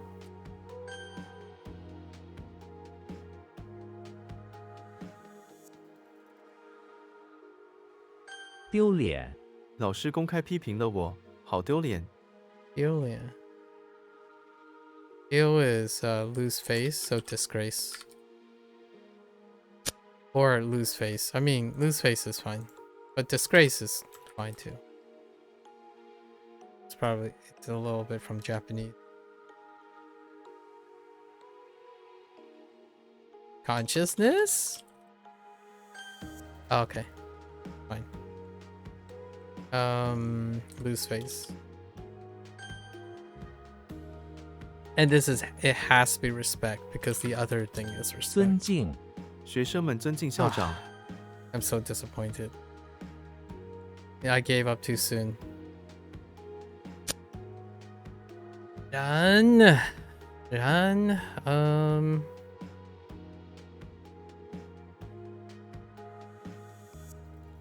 Like happily, gladly. 欣然.欣然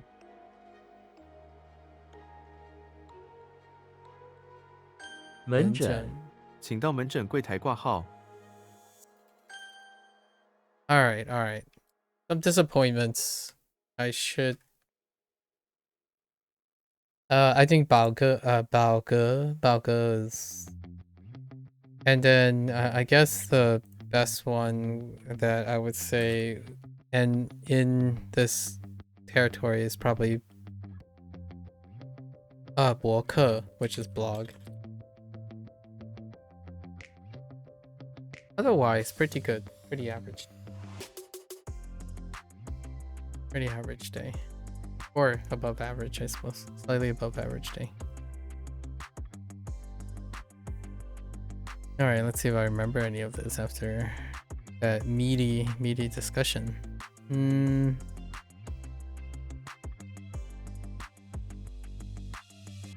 Hit. Teeth. Okay. So. 签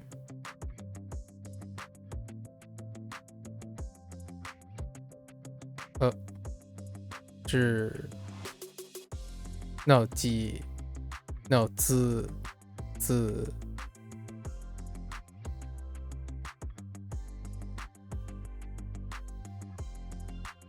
raw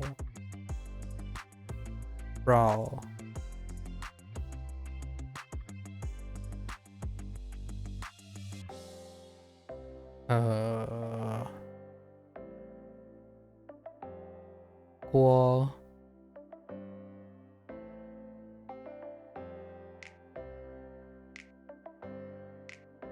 像 no 秀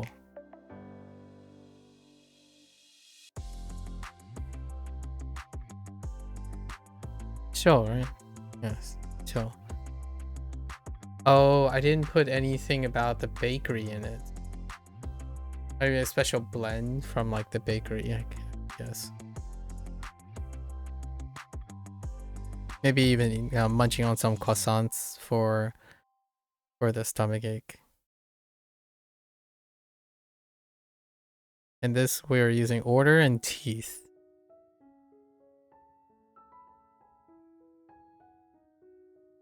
Ling?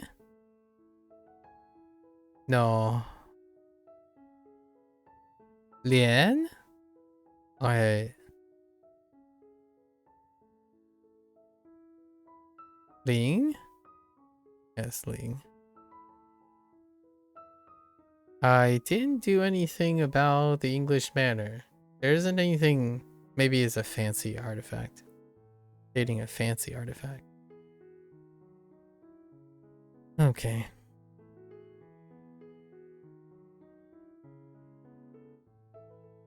Okay.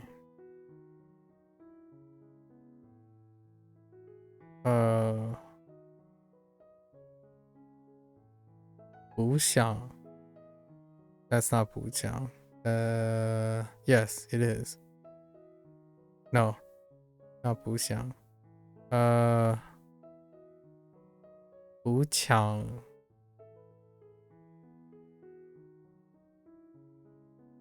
Okay.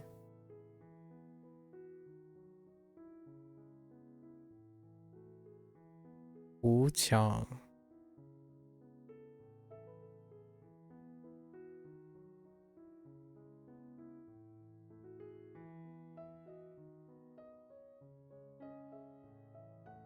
Zhai Yao. Zhai Yao is a problem. Zhai Yao. Summary.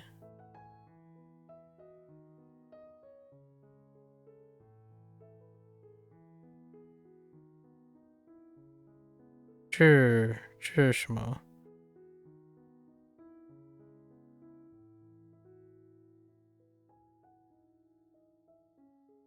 质量.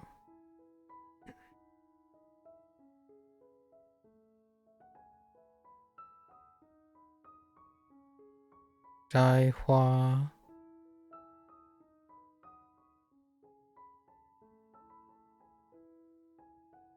Can't read that.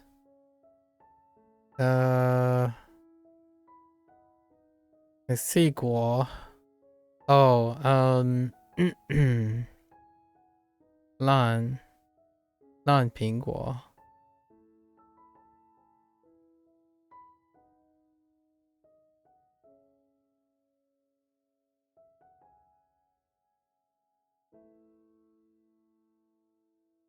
"正品.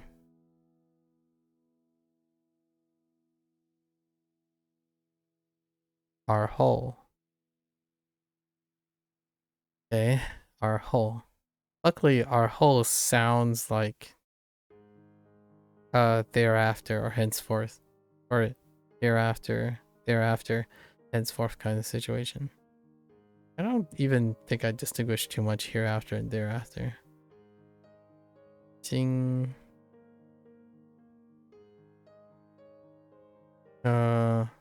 Sing broken. Sing sui. Sing sui. 叫什么？小偷? No. Yes? Wait, oh no, that's... Yeah, this is... Yeah, this is thief.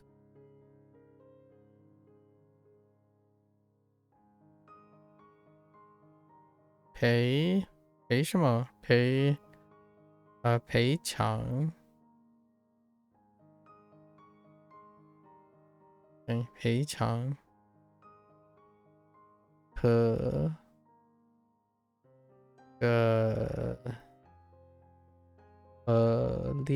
可怜。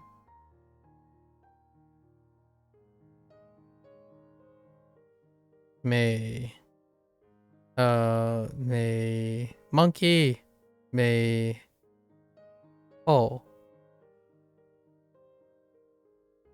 后丸. All right, it's okay. So we have Kirby, who's trying to who's outside of the pawn shop, trying to get in. There's currently a party sale, right? Party sale going on. Everyone's really tall. Kirby's really short, so Kirby got on some bamboo stilts in order to sign in, and to get into the sale party in the pawn shop. Alright, now we have Zelda. Zelda in the house. In the house of Ganon.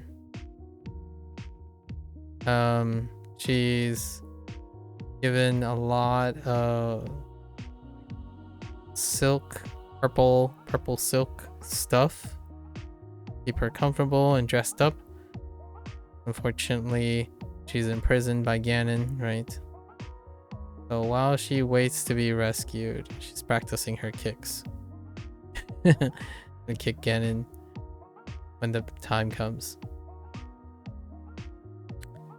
Then we have Robin Hood, who's tracked the foreman to the cellar of a barn. And unfortunately, this foreman did not make it out. How did dismembered foreman work? It's like something like yeah, yeah, yeah, and then foreman. Then yeah, it's a monster of a character, right? Yep. He tracked the foreman. Foreman was not long for this world. He noticed that the fingers were very worn out, right? Maybe even damaged from the harassment by the rich farmhand. Okay, all right, or labor workers' hands. And we have Goofy, who's in front of the office building, trying to do his best, do his best. So he pull up a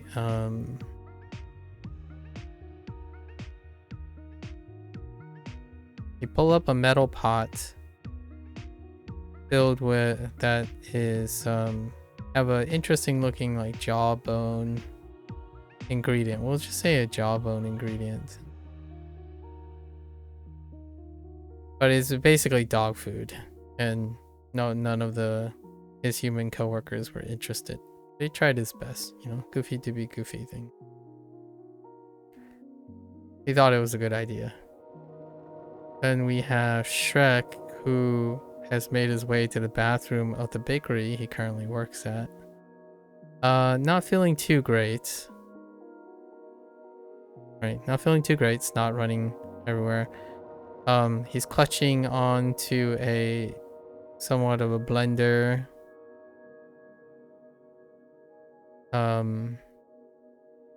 Actually, I don't know how blenders run. Maybe it's like,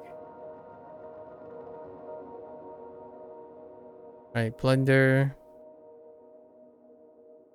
Oh no, wait.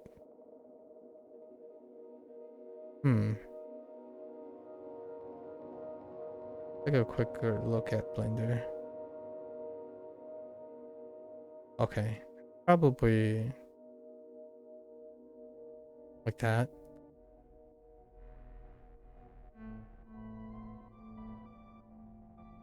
Got like a special formulated blender concoction along with some croissants to help with his stomach illness at the moment. Wait. But what is show?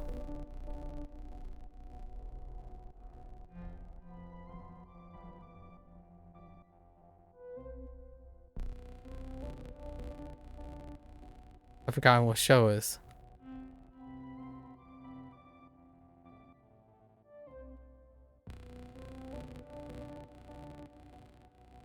Oh, he's sick and thin, right? And in order to get more nutrients and stay hydrated, he has like this specialized blend to help with his stomach, right? From the bakery. Then, oof, I might be lost there. Alright, we have Link in the English manner once again. And this time he has orders to retrieve some teeth.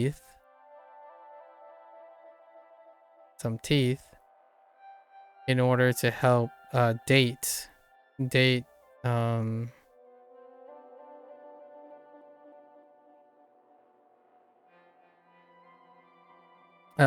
the age of a very ancient artifact, a fancy artifact. Then we got 2 vocabulary words. Okay. Biao. Biao ge. Which biao?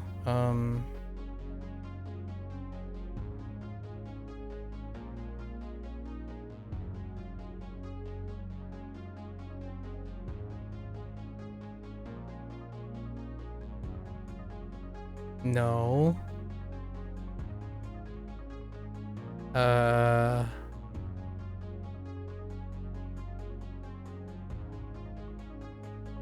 No. Y'all. It's a wheat or something like that. It's a grain stock. Dang it. Surface.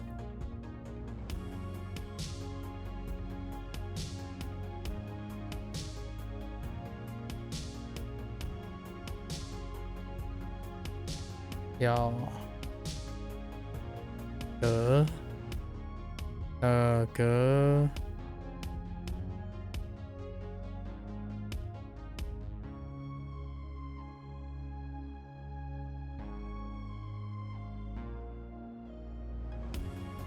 Nope. Heckin' Yalga. Oh my gosh. Oh no, wait.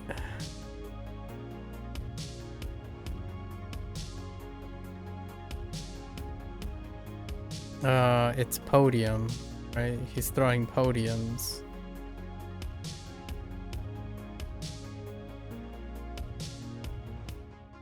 Okay. What is it? Form?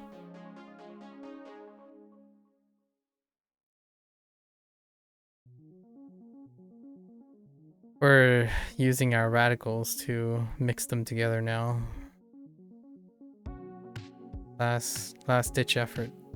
Okay, 博客.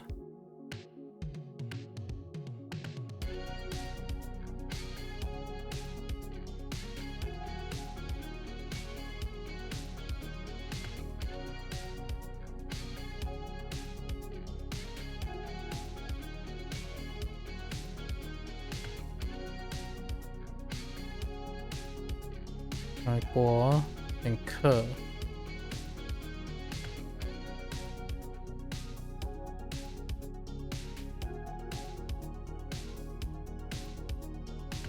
Which is blog.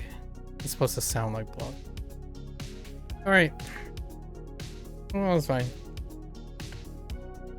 That's a wrap for our HanziHero session today. If you're gonna watch this later, 谢谢. As always, feel free to follow along. Pick up HanziHero, try it out for yourself. You're more than welcome to ask questions, right? Come on by, share some stories, exchange some ideas, express some feelings, help keep each other motivated, find some interesting things happening in each people's lives, right? Strangers, people who live different lives, in my opinion, finding interest in that can be very